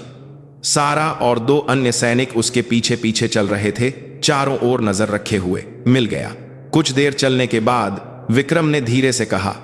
जिस स्थान पर उसने इशारा किया वह एक साधारण मिट्टी का टीला लग रहा था, लेकिन अगर करीब से देखा जाए तो उसके आसपास की मिट्टी थोड़ी नीची थी और सूखी पत्तियों का ढेर हवा की दिशा के विपरीत था। यह एक वेंटिलेशन शाफ्ट का निशान था जो दशकों तक इस्तेमाल न होने के बाद प्रकृति द्वारा दफन कर दिया गया था। सैनिकों ने तुरंत फावड़ों से खोदना शुरू कर दिया। कुछ ही देर में एक जंग लगा लोहे का ढक्कन सामने आया। जब ढक्कन खोला गया तो एक गहरा, अंधेरा, ऊर्ध्वाधर शाफ्ट और एक तीखी, सीलन भरी गंध ने उनका स्वागत किया। दशकों से सोई हुई भूमिगत सांस। विक्रम बिना किसी हिचकिचाहट के रस्सी का उपयोग करके पहले नीचे उतरा। उसके बाद सारा और अन्य सैनिक वे एक एक करके अंधेरे में कूद गए। लगभग 10 मीटर नीचे उतरने के बाद उनके पैर आखिरकार फर्श पर लगे। टॉर्च की रोशनी ने मकड़ी के जाले की तरह आपस में जुड़ी पुरानी पाइपलाइनों और जंग लगी लोहे की संरचनाओं को दिखाया। हवा ठंडी और नम थी और चारों ओर से गूंजती पानी की बूंदों की आवाज डरावनी लग रही थी। इस तरफ विक्रम ने एक पुराने नक्शे के साथ कंपास की तुलना करते हुए रास्ता दिखाया। वे एक कतार में चल रहे थे, एक दूसरे की हरकतों पर ध्यान दे रहे थे। गलियारा संकरा था, केवल एक व्यक्ति के लिए पर्याप्त, और फर्श टखनों तक पानी में डूबा हुआ था। एक बंद जगह जहां दुश्मन कभी भी और कहीं से भी प्रकट हो सकता था। अत्यधिक तनाव ने उनके पूरे शरीर पर दबाव डाला। सारा विक्रम की पीठ का पीछा कर रही थी। उसे एहसास हुआ कि यह वह जगह नहीं थी जहां उन्नत उपकरण या बेहतर मारक क्षमता पर भरोसा किया जा सकता था। यह एक आदिम युद्ध क्षेत्र था जहां केवल मानवीय इंद्रियां, अंतर्ज्ञान और अनुभव ही एकमात्र हथियार थे। और इस अंधेरे में विक्रम इतना परिचित और सहज लग रहा था जैसे वह अपने घर में हो। उसने आवाज, गंध, यहां तक कि सबसे हल्की हवा के प्रवाह को भी नहीं छोड़ा। अपने आसपास के हर बदलाव को महसूस कर रहा था। काफी दूर चलने के बाद आगे चल रहे विक्रम ने अचानक अपना हाथ उठाया, रुकने का इशारा करते हुए। सब अपनी जगह पर जम गए। क्या हुआ? सारा ने रेडियो के माध्यम से फुसफुसाया। विक्रम ने अपनी टॉर्च बंद कर दी और अंधेरे में सुनने लगा। सारा ने भी अपनी सांस रोक ली और अपने सुनने की शक्ति को तेज किया। पहले तो कोई आवाज नहीं आई, लेकिन जैसे जैसे समय बीतता गया और उसके कान अंधेरे के आदी हो गए, उसे एक बहुत ही हल्की आवाज सुनाई दी। दूर से समय समय पर दोहराई जाने वाली धातु के घर्षण की आवाज और इंसानी आवाज, वहां कोई है और बहुत करीब। विक्रम का अनुमान सही था। यह सिर्फ एक परित्यक्त तेल पाइपलाइन नहीं थी, बल्कि एक गुप्त मार्ग था जिसे दुश्मन वास्तव में इस्तेमाल कर रहे थे।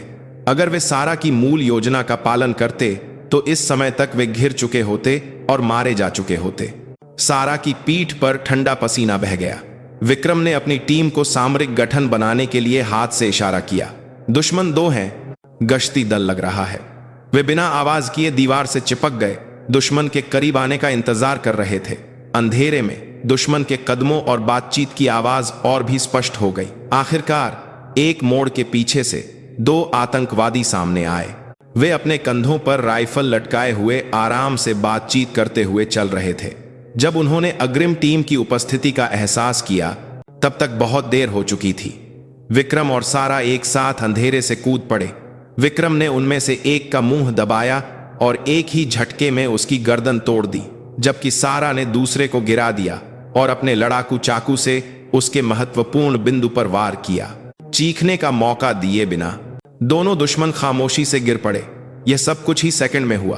उन दोनों की हरकतें इतनी सामंजस्यपूर्ण थीं, जैसे वे ऐसे साथी हों जिन्होंने लंबे समय तक एक साथ अभ्यास किया हो। सारा हाँफ रही थी। यह वास्तविक लड़ाई का एहसास था जिसे उसने लंबे समय से महसूस नहीं किया था। उसने उस दुश्मन को देखा जिसे उसने मार गिराया था। उसका चेहरा अभी भी युवा लग रहा था। एक पल के लिए अपराध बोध की भावना उभरी, लेकिन उसने तुरंत अपना दिल मजबूत कर लिया। यही युद्ध है। अगर तुम नहीं मारोगे तो तुम मारे जाओगे। विक्रम ने पहले ही दुश्मन की राइफल और रेडियो ले लिया था।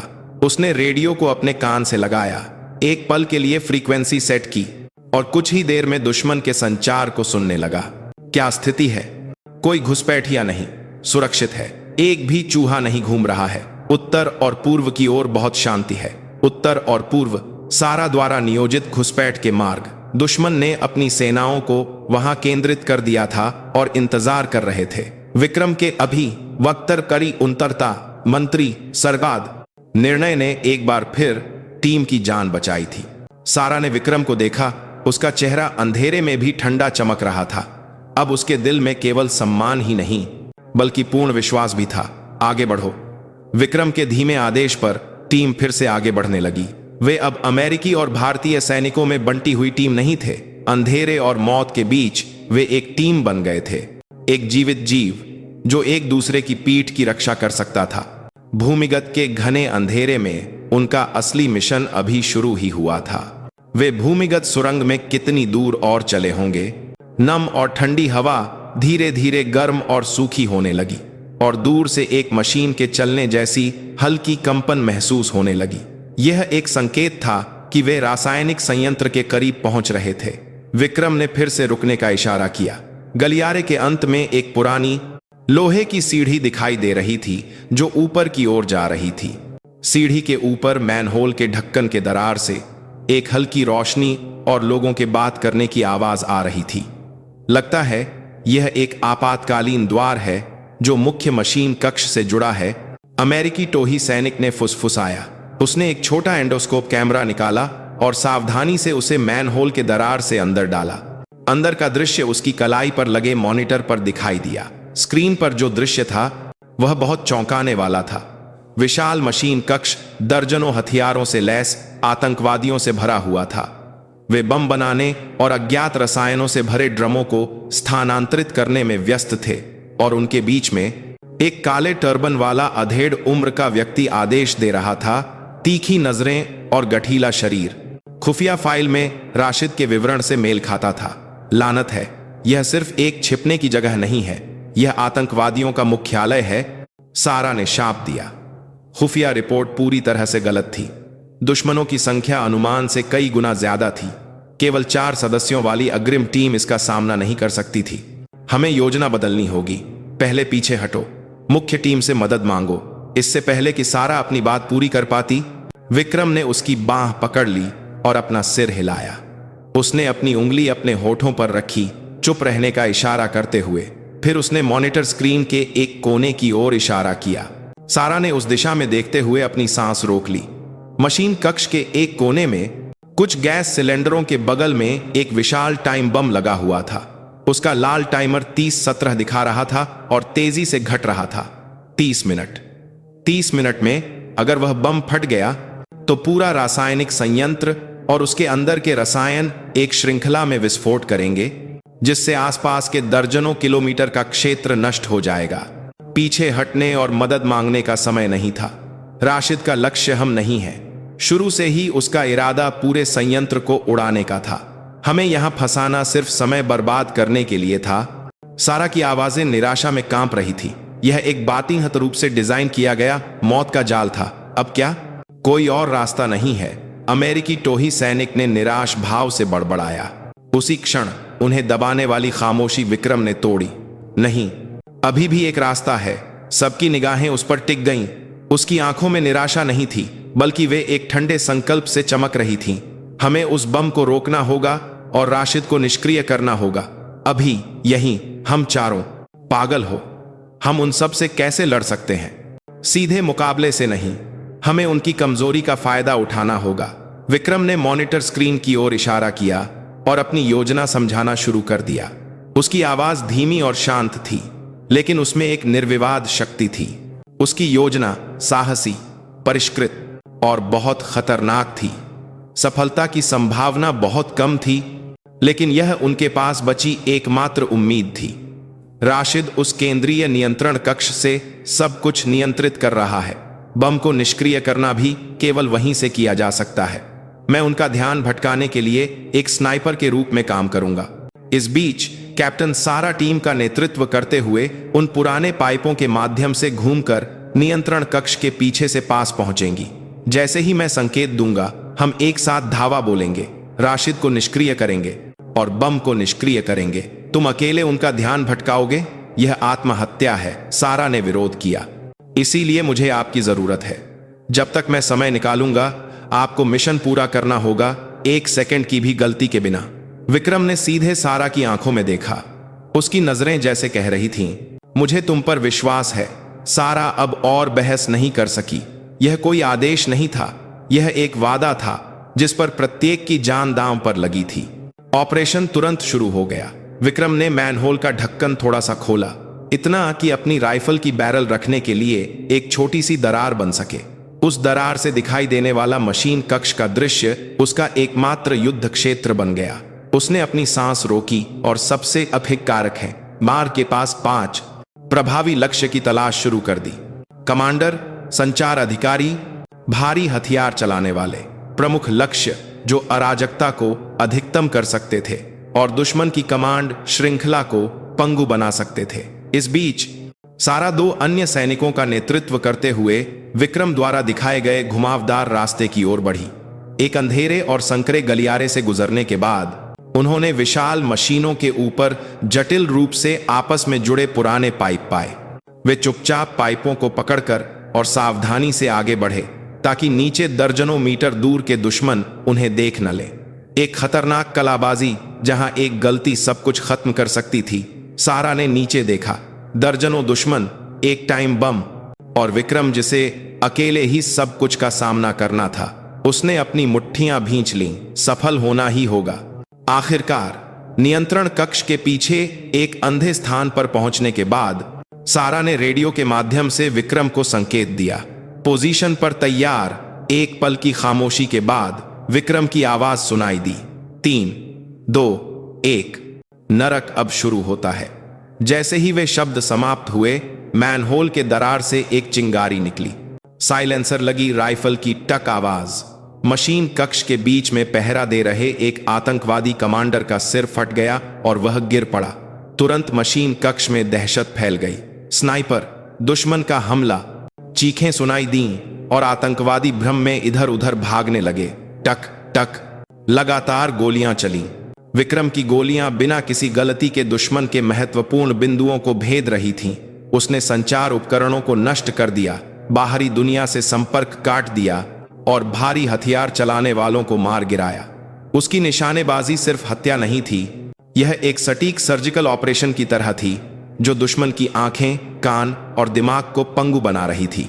गुस्साए दुश्मन ने मैनहोल के ढक्कन पर अंधाधुंध गोलियां चलाईं। फटे हुए धातु की आवाज और उड़ते हुए टुकड़े हवा में भर गए, लेकिन विक्रम जरा भी नहीं हिला, शांति से अगले लक्ष्य पर निशाना साध रहा था। अब हमला। सारा की चीख के साथ 3 सैनिक पाइपों के ऊपर से कूद पड़े और दुश्मन की पीठ पर हमला कर दिया। पीछे से अचानक हुए हमले ने दुश्मन की पंक्तियों को पूरी तरह से तोड़ दिया। मशीन कक्ष तुरंत एक नरक में बदल गया, जहां दोस्त और दुश्मन एक दूसरे से लड़ रहे थे। सारा का केवल एक ही लक्ष्य था, राशिद। 2 पिस्तौल पकड़े हुए उसने सटीक गोलियों से अपने रास्ते में आने वाले दुश्मनों को मार गिराया।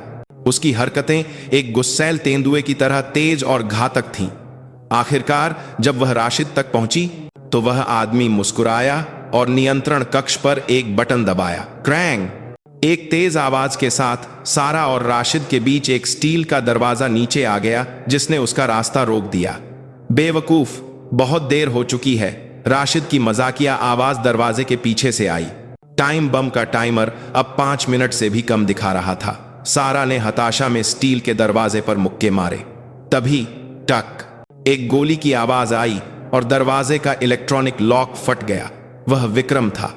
यहां तक कि अराजक युद्ध क्षेत्र के बीच में भी उसने सारा की स्थिति को ठीक से पहचान लिया था और केवल एक गोली से उसके लिए रास्ता खोल दिया था।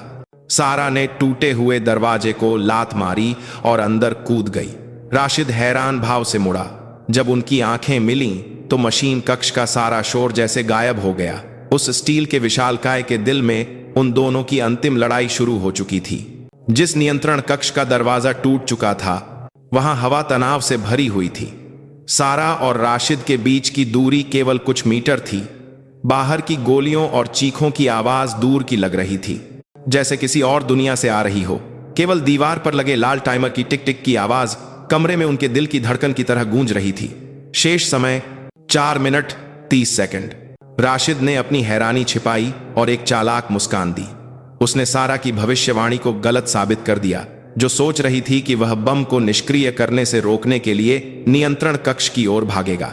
इसके बजाय उसने अपने बगल में रखे रसायनों से भरा एक कांच का फ्लास्क उठाया। एक कदम और मैं इसे फोड़ दूंगा। इसके अंदर नर्व गैस है। हम सब बिना किसी निशान के पिघल जाएंगे। वैसे भी मैं तो मरने ही वाला हूं। साथ में मरना कोई बुरा नहीं है। उसकी आंखें पागलपन से चमक रही थीं। वह एक कट्टरपंथी था जिसे मौत का डर नहीं था। सारा लापरवाही से हिल नहीं सकती थी। उसने धीरे धीरे अपनी राइफल नीचे की, राशिद का सामना करते हुए। तुम क्या चाहते हो? मैं क्या चाहता हूं? मैं अराजकता चाहता हूं।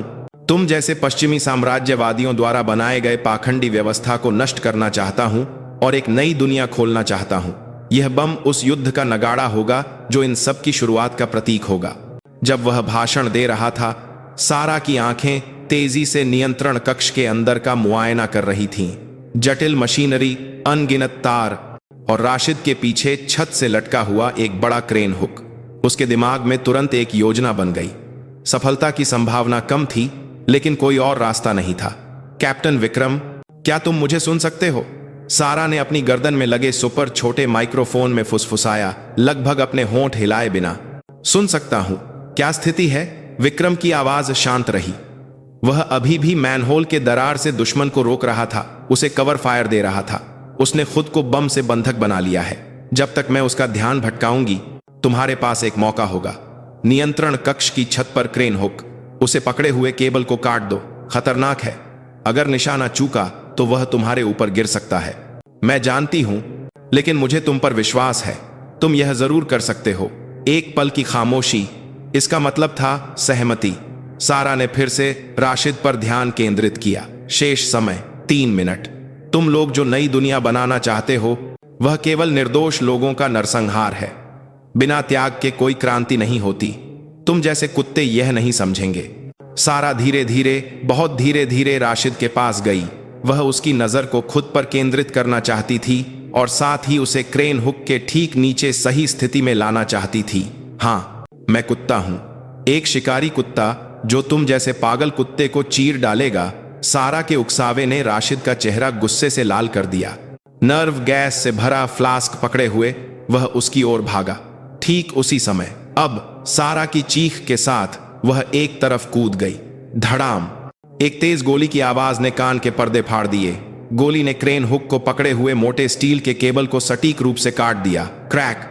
एक भयानक धातु के खुरचने की आवाज के साथ सैकड़ों किलोग्राम का क्रेन हुक ठीक राशिद के सिर पर गिरा। वह चीख भी नहीं पाया इससे पहले कि वह फर्श पर गिर गया। उसके हाथ में नर्व गैस का फ्लास्क गिरकर टुकड़े टुकड़े हो गया। लेकिन सारा के पास राहत महसूस करने का समय नहीं था।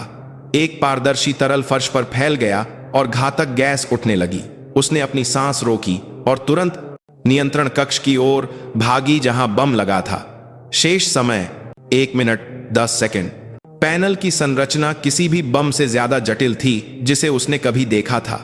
दर्जनों तार बेतरतीब ढंग से आपस में जुड़े हुए थे और गलत तार काटने का मतलब सब कुछ खत्म होना था। ठंडा पसीना तेजी से बह रहा था। उसने सैन्य को फाकेट ने अकादमी में सीखी गई बम निष्क्रिय करने की तकनीकों को याद करने की कोशिश की, लेकिन अत्यधिक तनाव और ऑक्सीजन की कमी के कारण उसका दिमाग खाली हो गया। लानत है, लानत है, उसने अनजाने में शाप दिया। समय लगभग समाप्त हो गया था। 30 सेकंड, 29, 28। कैप्टन सारा, होश में आओ। विक्रम की घबराई हुई आवाज रेडियो से आई। लाल और नीले तारों के मिलन बिंदु पर उसके नीचे पीले तार को काटो। यह एक जाल है, कोई और तार काटने से वह तुरंत फट जाएगा। क्या? तुम्हें कैसे पता? राशिद की आदत है कि वह अपने बनाए बमों पर एक खास हस्ताक्षर छोड़ता है। मैंने अतीत में उसके बनाए दूसरे बम का ब्लूप्रिंट देखा है। यह उसकी शैली है। जल्दी करो। सारा को अब कोई संदेह नहीं था। उसने विक्रम के शब्दों पर विश्वास किया। कांपते हाथों से उसने कट्टर उठाया और पीले तार को काट दिया। क्लिक!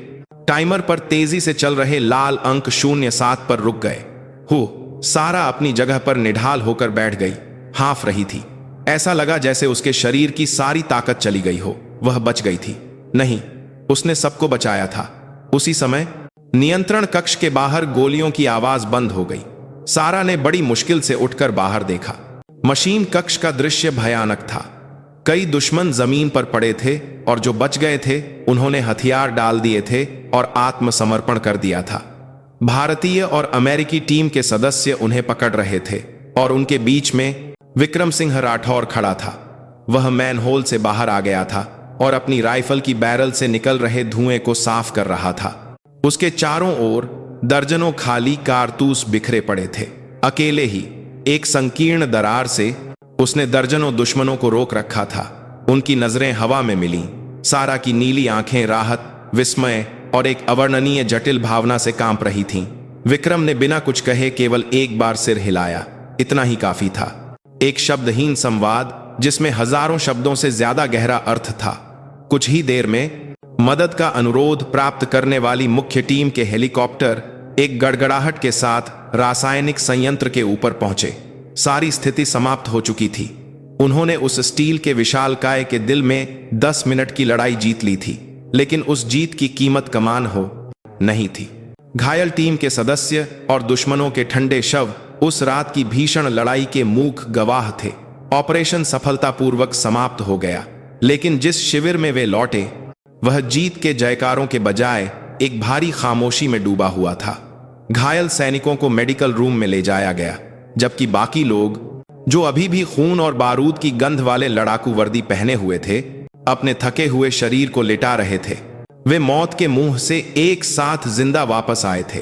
सिर्फ यह तथ्य ही उनके बीच एक अवर्णनीय बंधन बना चुका था।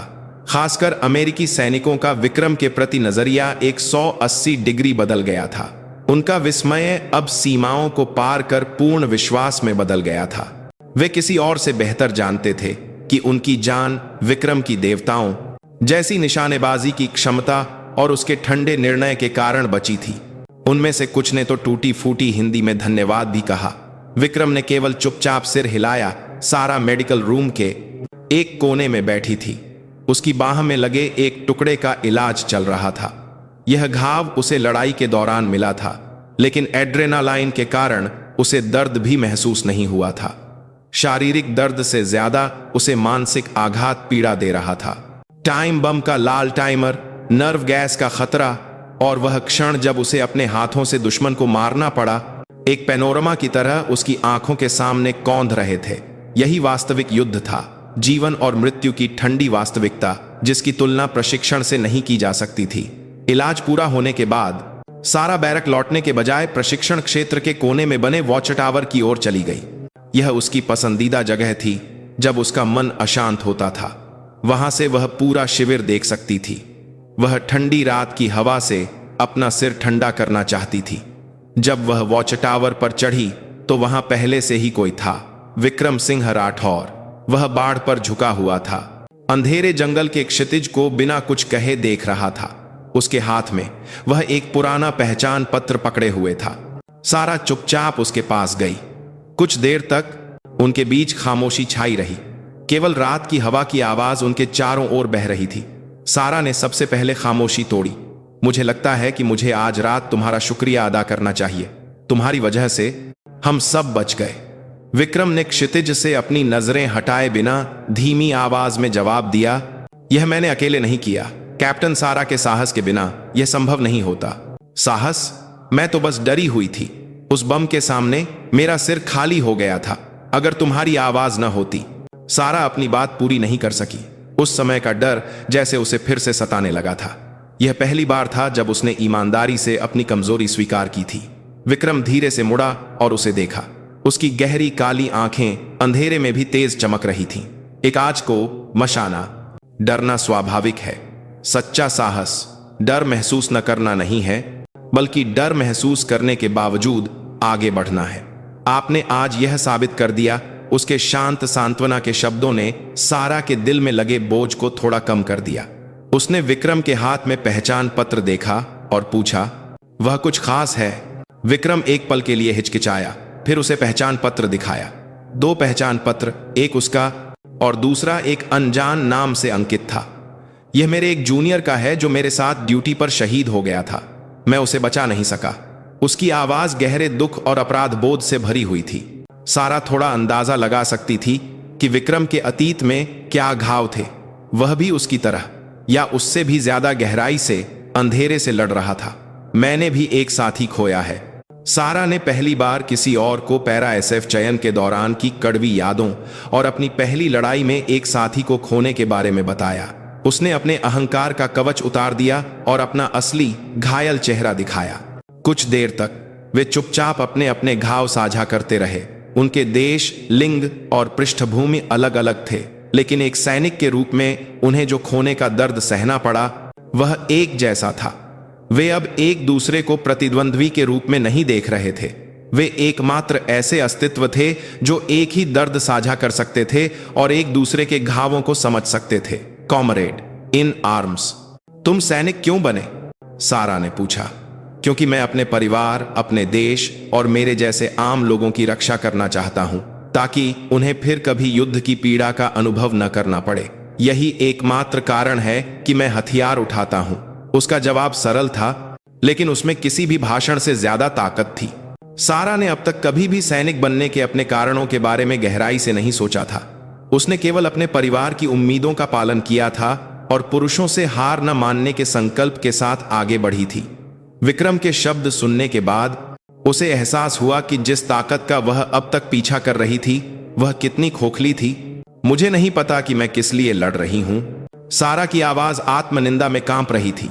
विक्रम मुड़कर उसका सामना करने लगा। फिर उसने अपनी छाती की ओर इशारा किया और कहा, जवाब दूर नहीं है। वह कारण जिससे आपका दिल धड़कता है, वह भावना जब आप अपने साथियों को बचाने के लिए जान जोखिम में डालने को तैयार होती हैं, वही आपका जवाब है। आप पहले से ही जानती हैं। उसके शब्दों ने सारा को मशीन कक्ष के आखिरी पलों की याद दिला दी। अपने साथियों को बचाने की हताशा, अन्याय के प्रति गुस्सा, यह एक वृत्ति थी जो उसके दिल की गहराइयों से बिना किसी गणना के उभरी थी।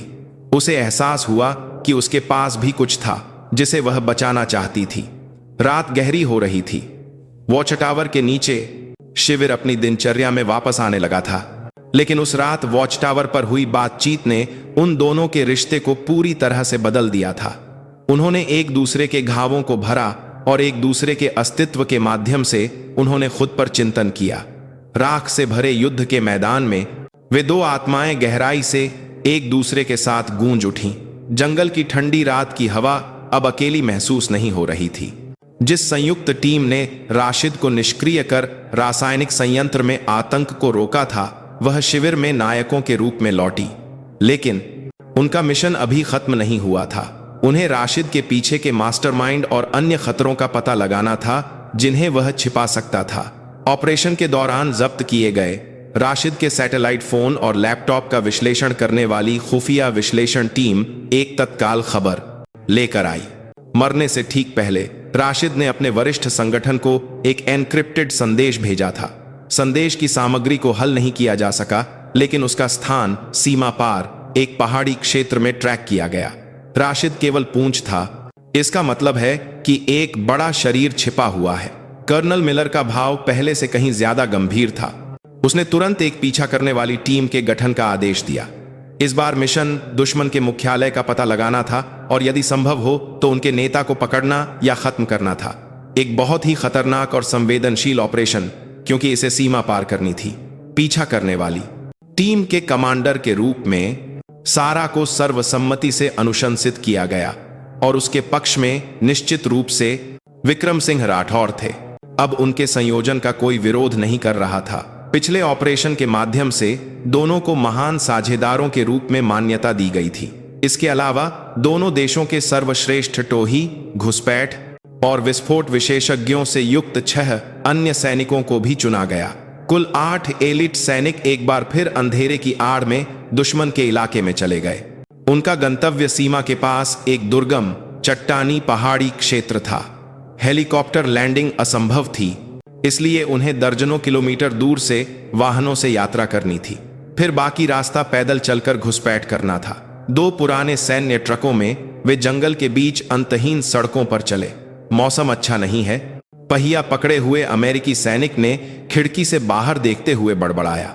आसमान में बादल छाए हुए थे और हवा तेज हो रही थी। यह एक संकेत था कि एक उष्णकटिबंधीय धूल भरी आंधी आने वाली थी। सारा ने नक्शा देखा और कहा, हमें आंधी आने से पहले घाटी के प्रवेश द्वार पर पहुंचना होगा। गति बढ़ाओ। ट्रक ने दहाड़ा और गति बढ़ा दी, लेकिन उनकी हरकत का दुश्मन ने पता लगा लिया था। जब वे एक संकरी घाटी से गुजरे तो दोनों तरफ की पहाड़ियों के ऊपर से चिंगारियां निकलीं। घात, सब नीचे उतरो। सारा की चीख के साथ सैनिक तेजी से ट्रक से कूद पड़े और चट्टानों के पीछे छिप गए। एक आरपीजी रॉकेट ट्रक से टकराया, जिससे एक बड़ा विस्फोट हुआ। एक पल में उनका एकमात्र परिवहन का साधन जलते हुए लोहे के ढेर में बदल गया। चारों ओर से गोलियां बरस रही थीं। दुश्मन की संख्या ज्यादा थी और उनकी स्थिति ज्यादा फायदेमंद थी। अगर ऐसा ही चलता रहा तो वे घिर जाएंगे और मारे जाएंगे। इस तरफ वापसी का रास्ता सुरक्षित करो, विक्रम ने नेतृत्व करते हुए चिल्लाया। उसने चट्टानों के बीच एक संकरा रास्ता खोजा जो दुश्मन की गोलीबारी का केंद्र नहीं था।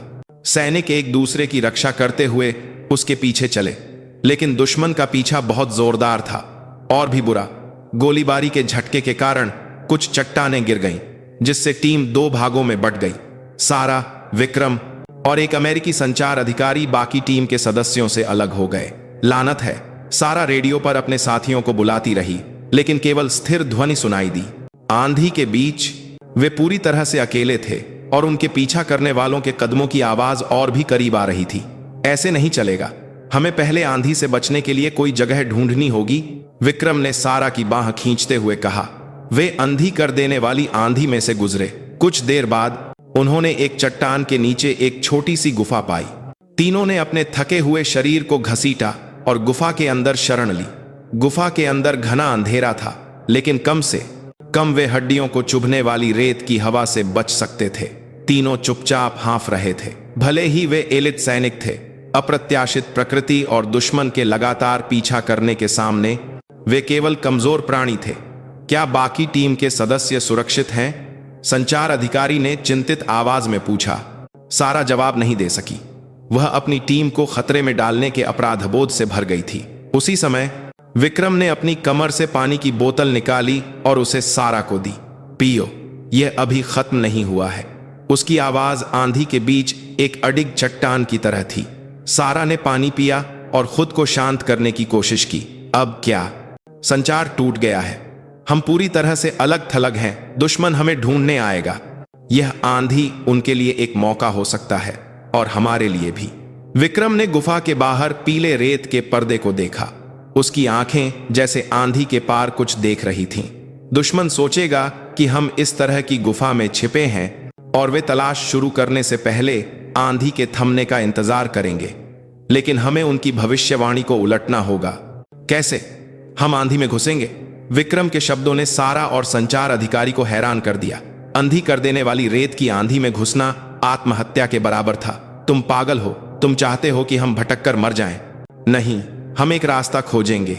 यह आंधी दुश्मन की दृष्टि और ट्रैकिंग को भी पंगु बना देगी, और हमारे पास यह है। विक्रम ने अपनी जेब से एक छोटा कंपास और एक पुराना नक्शा निकाला। जब जीपीएस बेकार हो तो यही एकमात्र उपकरण था जिस पर वे भरोसा कर सकते थे। हवा की दिशा और जमीन की रूपरेखा का उपयोग करके हम एक मोटा रास्ता बनाए रख सकते हैं। जब दुश्मन डर से दुबका होगा, हम उनके दिल में घुसेंगे। संकट ही अवसर है। उसकी योजना वास्तव में दुस्साहसी थी, लेकिन साथ ही यह सबसे तार्किक विकल्प भी था। चुपचाप बैठकर मौत का इंतजार करने के बजाय असंभव को चुनौती देना बेहतर था। सारा ने अपना संकल्प मजबूत किया। उसे अब कोई संदेह नहीं था। उसने विक्रम सिंह राठौर नाम के उस व्यक्ति पर विश्वास करने का फैसला किया। ठीक है, मैं सहमत हूं। हम खुद ही आंधी बन जाएंगे। तीनों ने खुद को एक दूसरे से एक रस्सी से बांध लिया ताकि वे आंधी में अलग न हो जाएं, और वे एक बार फिर रेत की आंधी के नरक में चल पड़े। यह दुश्मन के पीछा से बचने के लिए एक पलायन नहीं था। इसके बजाय यह दुनिया के सबसे खतरनाक शिकार की शुरुआत थी, दुश्मन के दिल की ओर। उनकी किस्मत अब प्रकृति के प्रचंड क्रोध और उनके अपने संकल्प पर निर्भर थी। धूल भरी आंधी जोर शोर से चल रही थी, जैसे सब कुछ निगल लेना चाहती हो। वे अपनी आंखें भी नहीं खोल पा रहे थे और उनके कान बहरी कर देने वाली हवा की आवाज से भरे हुए थे। एक कदम भी चलना 1000 टन का वजन उठाने जैसा लग रहा था। तीनों उन्हें जोड़ने वाली रस्सी को पकड़े हुए थे, चुपचाप उस दिशा में चल रहे थे जो विक्रम ने बताई थी। समय का एहसास खो गया था। उन्हें नहीं पता था कि वे कितनी देर से चल रहे थे या वे कहां जा रहे थे। उनकी ऊर्जा खत्म हो गई थी। आज भी गोने वाह बात करते हैं। उनके होंठ सूखे और फटे हुए थे। संचार अधिकारी लगभग थक चुका था, और यहां तक कि मजबूत सारा को भी चक्कर आने लगे थे।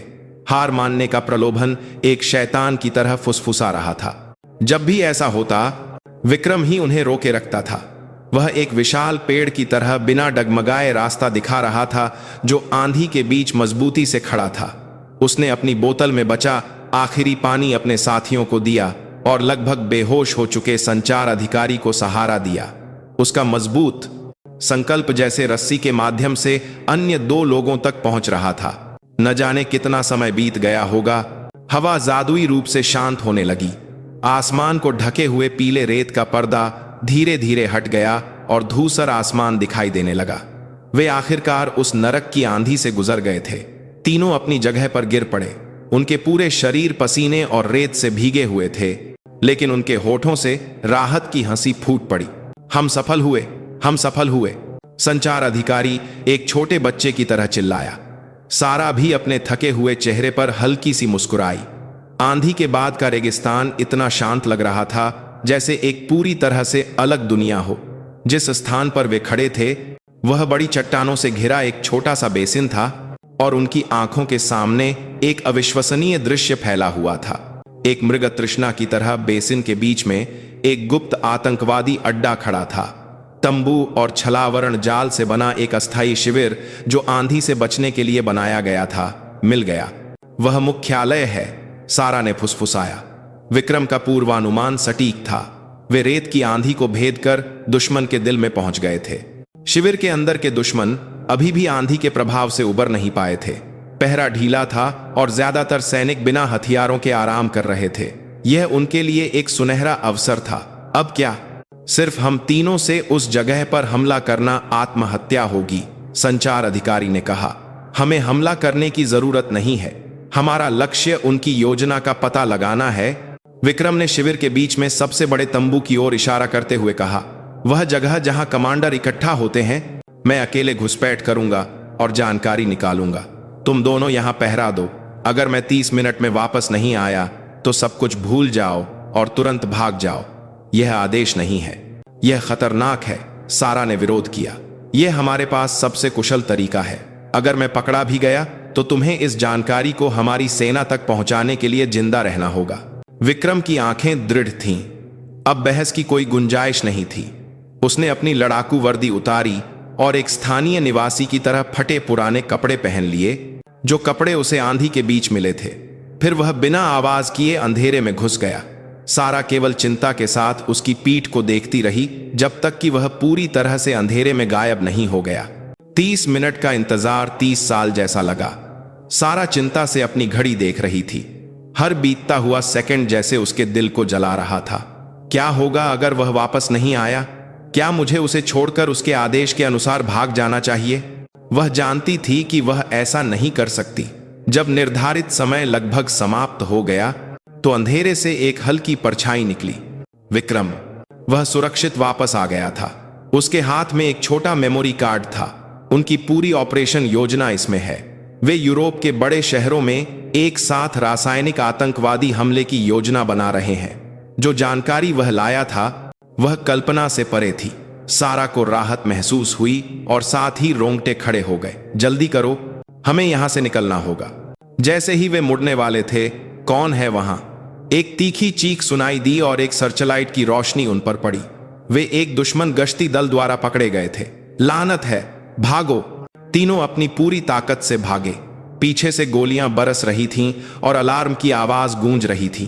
पूरा दुश्मन शिविर में हड़कंप मच गया।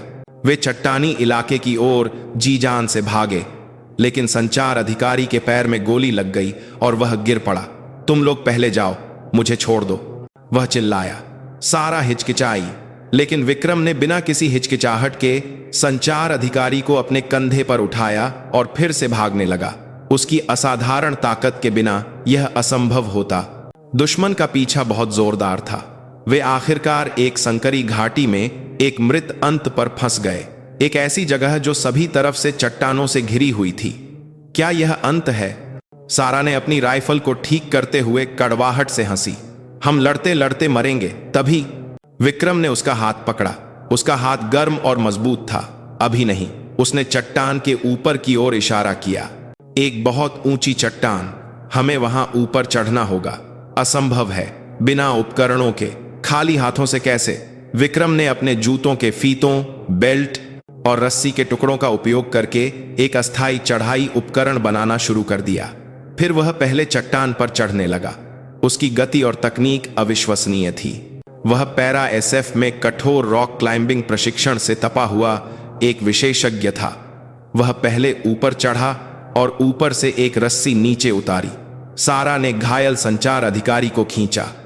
उस संकटपूर्ण स्थिति के बीच जहां गोलियां चट्टानों से टकरा रही थीं, वे जादुई रूप से चट्टान पर चढ़ने में सफल रहे। चट्टान के ऊपर से उन्होंने नीचे देखा। दुश्मन केवल निराशा में अपने पैर पटक सकते थे। वे बच गए थे। रात गहरी हो चुकी थी। तीनों आराम करने के लिए एक चट्टान की दरार में छिप गए। आंधी गुजरने के बाद आकाश में अनगिनत तारे चमक रहे थे। एक खूबसूरत रात का आकाश, जैसे उन्होंने इसे पहली बार देखा हो। सारा ने विक्रम को देखा जो उसके बगल में लेटा हुआ रात के आकाश को देख रहा था। उसने एक बार फिर असंभव को वास्तविकता में बदल दिया था। उसने धीरे धीरे अपना मुंह खोला। आज रात तुम्हारे बिना हम सब जरूर मर गए होते। मुझे नहीं पता कि तुमने कितनी बार मेरी जान बचाई है। हम एक टीम है। एक दूसरे को बचाना स्वाभाविक है। नहीं, यह वह मामला नहीं है। तुम। सारा को नहीं पता था कि क्या कहना है। उसके दिल में धन्यवाद, सम्मान और अन्य जटिल भावनाओं का उबाल था। अगर हम बाद में वापस लौटे, सारा ने बोलना शुरू किया, अगर यह सब खत्म हो गया और हम वापस लौटे तो मुझे डिनर पर ले चलना। तुम पर मेरा बहुत कर्ज है। विक्रम उसकी ओर मुड़ा और हल्की सी मुस्कुराया। यह उसकी पहली सच्ची मुस्कान थी। ठीक है, लेकिन तुम्हें मुझे अपने देश का सबसे स्वादिष्ट स्टेक खिलाना होगा। उन्होंने एक दूसरे को देखा और हल्की सी हंसे। यह रेगिस्तान के तारों भरे रात के आकाश के नीचे किया गया एक छोटा सा वादा था। मौत के संकट को एक साथ पार करने के बाद उनका रिश्ता सिर्फ कॉमरेड इन आर्म्स से कुछ ज्यादा हो गया था। भले ही वे अभी तक उस भावना का नाम परिभाषित नहीं कर सके थे, दोनों को लगा कि वे एक दूसरे के लिए बहुत खास अस्तित्व बन गए हैं। चट्टान के ऊपर बिना सोए रात गुजारने के बाद तीनों भोर होते ही फिर से चल पड़े। उनके पास दुश्मन के आतंकी मंसूबों वाले मेमोरी कार्ड को मित्र सेना तक पहुंचाने का एक महत्वपूर्ण मिशन था। घायल संचार अधिकारी को सहारा देते हुए दुर्गम पहाड़ी इलाके से गुजरना एक पीड़ा थी। भोजन और पानी लगभग एक पाराय खत्म हो चुके थे।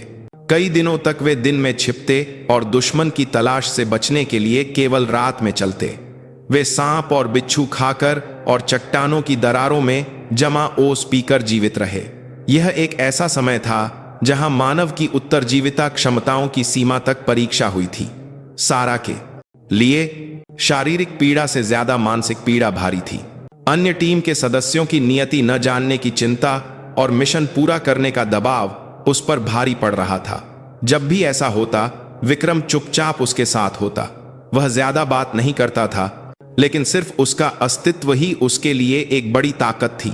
उसने पैरा एसएएफ के दिनों से अपनी उत्तरजीविता कौशल का प्रदर्शन किया, जैसे आसपास के इलाके का उपयोग करके छिपने की जगह ढूंढना और खाने योग्य पौधों को पहचानना। उसके बिना वे बहुत पहले ही जंगल का हिस्सा बन गए होते। आखिरकार वे सीमा क्षेत्र में एक बंजर पहाड़ी पर पहुंचे। आंख दूर एक मित्र टोही विमान ऊपर चक्कर लगा रहा था, एक सहमत संकेत भेज रहा था, बचाव का संकेत। वे बच गए थे। बचाव हेलीकॉप्टर पर चढ़ते समय सारा का तनाव आखिरकार छूट गया और वह वहीं बेहोश हो गई। कई दिनों की लड़ाई ने उसके शरीर और दिमाग को पूरी तरह से निचोड़ लिया था। होश खोने से पहले उसने जो आखिरी चीज देखी वह विक्रम की मजबूत बाहें थीं जो उसे उठा रही थीं और उसकी चिंतित नजरें। न जाने कितना समय बीत गया होगा। सारा ने अपनी आंखें खोलीं, बिस्तर का कोमल स्पर्श महसूस करते हुए। Medical room. उसकी बाह में एक ड्रिप लगी हुई थी। उसने बगल में देखा और विक्रम को बिस्तर के बगल में एक कुर्सी पर बैठे देखा, उसकी देखभाल करते हुए। मैं कितनी देर तक सोई? उसकी आवाज कर्कश थी। पूरे 2 दिन। डॉक्टर ने कहा कि आपको गंभीर निर्जलीकरण और थकावट थी। अन्य टीम के सदस्य और मेमोरी कार्ड सब सुरक्षित वापस आ गए। जब आप बेहोश हुई तो दूसरी टीम भी आंधी को पार करके निर्धारित स्थान पर पहुंच गई थी। और उस जानकारी के लिए धन्यवाद जिसे आपने अपनी जान जोखिम में डालकर बचाया। हम यूरोप में होने वाले सबसे बुरे आतंक को रोकने में सफल रहे। सारा ने राहत की सांस ली। उनका बलिदान व्यर्थ नहीं गया था। कुछ दिनों बाद, पूरी तरह से ठीक होने के बाद, सारा और विक्रम को कर्नल मिलर ने बुलाया। जैसे ही वे कमांडर के कमरे में दाखिल हुए, कर्नल ने उन्हें सलाम किया। तुम दोनों की वजह से लाखों जानें बचाई गई हैं। इस मिशन में तुम्हारी सेवाओं के लिए मैं दोनों देशों से एक विशेष सम्मान पदक की सिफारिश करूंगा। मुझे बहुत गर्व है। प्रशंसा के बावजूद दोनों के चेहरे पर खुशी नहीं थी। उन्होंने इस ऑपरेशन में बहुत कुछ देखा और अनुभव किया था। शिविर में लौटने के बाद उनके साथ नायकों जैसा व्यवहार किया गया, लेकिन एक भव्य उत्सव की पार्टी के बजाय उन्होंने एक सुनसान प्रशिक्षण क्षेत्र में जाना चुना। वह जगह जहां वे पहली बार मिले थे और एक दूसरे के कौशल का मुकाबला किया था। सूर्यास्त के समय फायरिंग रेंज पर दोनों बिना कुछ कहे कंधे से कंधा मिलाकर खड़े थे, 1000 मीटर दूर के लक्ष्य को देख रहे थे। वह जगह जहां सब कुछ शुरू हुआ था। अजीब लगता है, अभी कुछ ही हफ्ते हुए हैं, लेकिन ऐसा लगता है जैसे बहुत लंबा समय बीत गया हो। सारा ने बोलना शुरू किया। क्योंकि हम सब बदल गए हैं, विक्रम ने जवाब दिया। सच है, वे बदल गए थे। सारा अब अहंकारी, लाल बालों वाली शैतान नहीं थी। उसने सीखा था कि सच्ची ताकत प्रभुत्व से नहीं बल्कि जिम्मेदारी से आती है। विक्रम भी बदल गया था। वह हमेशा सारा बोझ अकेले उठाने की कोशिश करता था, लेकिन सारा नाम की साथी के माध्यम से उसने एक साथ लड़ना सीखा। उस समय की शर्त अभी भी लागू है? सारा ने मजाकिया लहजे में पूछा, उस शर्मनाक उकसावे का जिक्र करते हुए जब उसने खुद को पेश किया था। विक्रम हल्की सी मुस्कुराया और अपना सिर हिलाया। लगता है वह शर्त आप जीत गई हैं। मैं जीती? सारा की आंखें गोल हो गईं। आप मुझे हराने की कोशिश कर रही थीं, लेकिन अंत में आपने अपने अंदर के पूर्वाग्रह और अहंकार को हराया और उस हार के माध्यम से आप और मजबूत हो गईं। तो अंत में शायद यह आपकी जीत थी। उसके शब्द सुनकर सारा ने एक पल के लिए सोचा और फिर खुलकर हंसी। उसके शब्द सही थे। वह हारी और उसी समय वह जीती। तुम शब्दों को घुमाने में बहुत माहिर हो। ठीक है, मैं अपनी हार स्वीकार करती हूं। इसका मतलब है कि मुझे डिनर खिलाना होगा। स्टेक याद है? बिल्कुल। उन्होंने एक दूसरे को देखा और हंसे। यह अब सैनिकों के बीच की मुस्कान नहीं थी, बल्कि एक पुरुष और एक महिला के बीच की मुस्कान थी। एक ठंडी रात की हवा उनके बगल से गुजरी। वह हवा जैसे युद्ध के घावों और राख को साफ कर रही थी और एक नई शुरुआत का संकेत दे रही थी। उनका लौटना अंत नहीं था, यह एक नई कहानी की शुरुआत थी जो जल्द ही शुरू होने वाली थी। संयुक्त अभ्यास आधिकारिक तौर पर समाप्त हो गया और विभिन्न देशों की इकाइयां अपने अपने देशों में लौटने की तैयारी करने लगीं। शिविर जाने वालों और रहने वालों से भरा हुआ था, लेकिन उसमें अब अभ्यास की शुरुआत जैसी तीखी प्रतिस्पर्धा नहीं थी, बल्कि उन साथियों के बीच लालसा और विदाई की भावना थी जिन्होंने एक साथ कठिनाइयों का सामना किया था। अमेरिकी सैनिक भारतीय सैनिकों के बैरक में एक साथ तस्वीरें खिंचवाने और टूटी फूटी हिंदी में अलविदा कहने आए। इन सबके बीच हमेशा सारा और विक्रम थे। भले ही उनके देश और भाषाएं अलग अलग थीं, उनका बंधन जो जान जोखिम में डालकर गढ़ा गया था, किसी भी दीवार से ज्यादा मजबूत था। वापसी से पहले की आखिरी रात सारा ने विक्रम को ढूंढा। वह कुछ दिन पहले किए गए वादे को पूरा करना चाहती थी। आज रात समय है। मैंने सुना है कि शिविर के पास एक अच्छा स्थानीय रेस्तरां है। विक्रम ने बिना कुछ कहे सिर हिलाया। दोनों ने नागरिक कपड़े पहने और शिविर से बाहर निकल गए। यह अजीब लग रहा था, लेकिन ताजगी भरा भी था। यह पहली बार था जब वे एक सैनिक के रूप में नहीं, बल्कि एक साधारण पुरुष और महिला के रूप में मिले थे। रेस्तरां में एक आकर्षक माहौल था। इसे जंगल के बीच में एक नखलिस्तान की तरह सजाया गया था। धीमी रोशनी और शांत संगीत वाले स्थान पर दोनों खिड़की के पास बैठे। खिड़की के बाहर लाल सूर्यास्त शानदार ढंग से फैला हुआ था। मैंने नहीं सोचा था कि यहाँ इस तरह का कोई रेस्तरां होगा, सारा ने आश्चर्य से कहा। युद्ध के मैदान में भी फूल खिल सकते हैं, विक्रम ने जवाब दिया। खाना आया और दोनों ने स्टेक के सामने अपने वाइन के गिलास उठाए। हम किस लिए टोस्ट कर रहे हैं? सारा ने पूछा। हमारे सुरक्षित लौटने के लिए। विक्रम के शब्दों ने दोनों को एक पल के लिए चुप करा दिया। वे एक साथ हंसे, लेकिन उस हंसी के पीछे कई मौत की बाधाएं थीं जिन्हें उन्होंने एक साथ पार किया था। खाते समय दोनों ने वे छोटी छोटी कहानियां साझा कीं जिन्हें वे बताने का मौका नहीं पा सके थे। परिवार, गृहनगर और इस बारे में कल्पनाएं कि अगर वे सैनिक न होते तो क्या करते। सारा ने अपनी ठंडी कमांडर की छवि के पीछे छिपे अपने विनोदी और गर्म पक्ष को दिखाया, जबकि विक्रम ने भी अपने शांत सैनिक की छवि के पीछे छिपे अपने संवेदनशील और गहरे पक्ष को प्रकट किया। जितना वे एक दूसरे को जानते गए, उतनी ही उनकी भावनाएं एक दूसरे के प्रति गहरी होती गईं। अगर हम वापस लौटे तो शायद हम फिर कभी नहीं मिलेंगे। सारा की आवाज उदास लग रही थी। एक सैनिक के रूप में उन्हें नहीं पता था कि उन्हें कब और कहां तैनात किया जाएगा। यह मुलाकात आखिरी हो सकती थी। यह दुनिया हमारी सोच से ज्यादा छोटी है, विक्रम ने जैसे उसे सांत्वना देते हुए कहा। खाना खत्म करने और रेस्तरां से निकलने के बाद रात गहरी हो चुकी थी। आकाश में अनगिनत तारे रत्नों की तरह बिखरे हुए थे। दोनों धीरे धीरे शिविर की ओर वापस चले। असल में जब मैंने तुम्हें पहली बार देखा, सारा ने शुरू किया, मुझे लगा कि तुम बहुत पाच करने वाले हो, शांत, भावहीन। पता नहीं तुम क्या सोच रहे थे। मैंने तुम्हें केवल अपनी श्रेष्ठता साबित करने के लिए एक अच्छा शिकार माना। उसने ईमानदारी से अपनी पहली छाप स्वीकार की। मैंने तुम्हें एक मजबूत लेकिन अकेले व्यक्ति के रूप में देखा, कोई ऐसा व्यक्ति जो खुद को तेज कांटों से लैस करता है ताकि कोई भी उसकी कमजोरियों को न देख सके। विक्रम ने भी शांति से अपनी पहली छाप बताई। दोनों रुके और एक दूसरे का सामना किया। चांदनी में सारा के भूरे बाल नरम चमक रहे थे और विक्रम की गहरी काली आंखें ऐसे चमक रही थीं जैसे रात के आकाश के सभी तारों को समाये हुए हों। तुमसे मिलने के बाद बहुत कुछ बदल गया, सारा ने धीरे से कहा। अब मुझे थोड़ा समझ में आया है कि सच्ची ताकत क्या है और मुझे किस लिए लड़ना चाहिए। धन्यवाद विक्रम, मैंने भी आपसे बहुत कुछ सीखा है। सारा, उनके बीच की हवा सूक्ष्म रूप से बदल गई। अब वे कमांडर और डिप्टी कमांडर या कॉमरेड इन आर्म्स नहीं थे। वे एक दूसरे को एक पुरुष और एक महिला के रूप में देख रहे थे। सारा ने अनजाने में आगे बढ़कर उसके गाल पर हल्का सा चूमा। विक्रम केवल चुपचाप खड़ा रहा, हैरान लग रहा था, लेकिन उसने विरोध नहीं किया। यह कर्ज चुकाने के लिए नहीं है, यह इसलिए है क्योंकि मैं ऐसा करना चाहती थी, सारा ने लाल चेहरे से कहा। यह उसके जीवन में पहली बार था जब उसने अपनी शर्मीली पक्ष दिखाया था। विक्रम ने उसे ध्यान से देखा, फिर धीरे से उसका हाथ पकड़ लिया।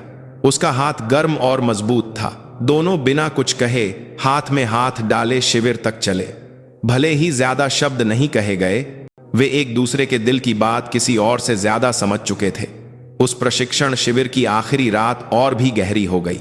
कल वे अलग हो जाएंगे, लेकिन वे जानते थे कि इस रात की यादें और भावनाएं हमेशा उनके दिलों में एक तारे की तरह चमकती रहेंगी। अगली सुबह शिविर विदाई के दुख से भरा हुआ था। अमेरिकी और भारतीय सैनिक एक दूसरे के कंधे थपथपा रहे थे और गले मिल रहे थे, अंतिम विदाई दे रहे थे। दोस्ती का जो बंधन उन्होंने कुछ हफ्तों में पसीना बहाकर और एक साथ लड़कर बनाया था, वह देशों की सीमाओं को पार कर चुका था। सारा एक एक करके जाने वाले भारतीय सैनिकों को विदा कर रही थी और अंत में वह विक्रम के सामने खड़ी थी। भले ही उनके आसपास उनके कई साथी थे, उस समय ऐसा लगा जैसे दुनिया में सिर्फ वे दोनों ही थे। अपना ख्याल रखना, सारा ने पहले कहा। उसकी आवाज मजबूत लगने की कोशिश कर रही थी, लेकिन उसकी आंखें लाल हो गई थीं। आप भी, विक्रम ने संक्षिप्त उत्तर दिया।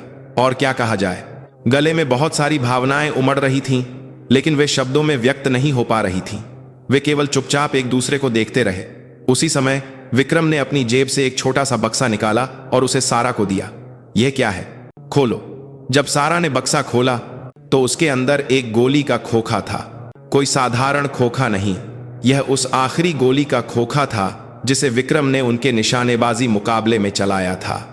वह गोली जिसने असंभव को वास्तविकता में बदल दिया था। तुमने यह मुझे क्यों दिया? आपने मुझे हार के माध्यम से सीखना सिखाया।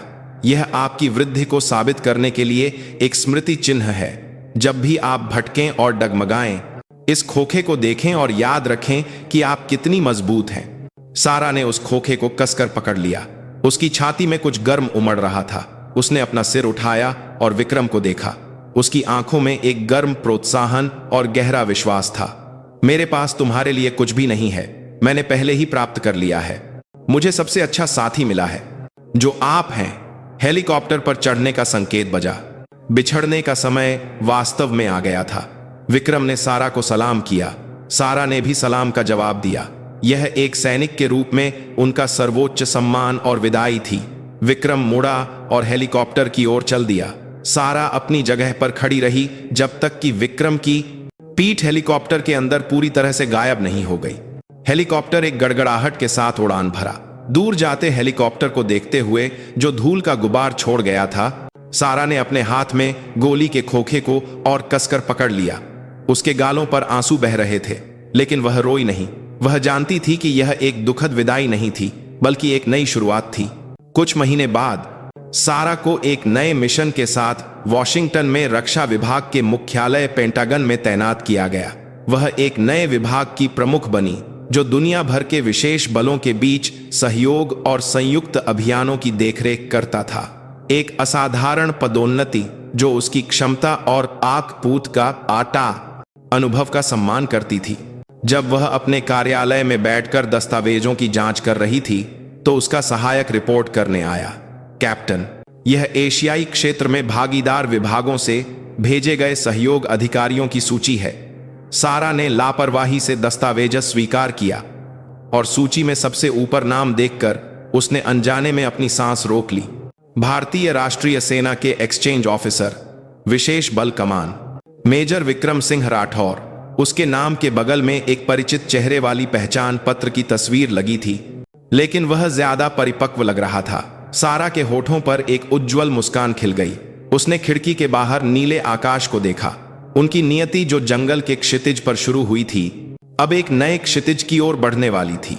वे फिर मिलेंगे, शायद एक बार फिर एक खतरनाक युद्ध के मैदान में, एक दूसरे की पीठ की रक्षा करने वाले साझेदारों के रूप में।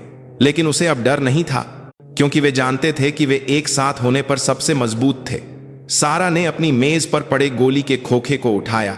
सूरज के नीचे चमकता हुआ वह खोखा अब एक नई शुरुआत का प्रतीक आशा की तरह चमक रहा था। उनकी कहानी अभी दूसरा अध्याय शुरू करने वाली थी।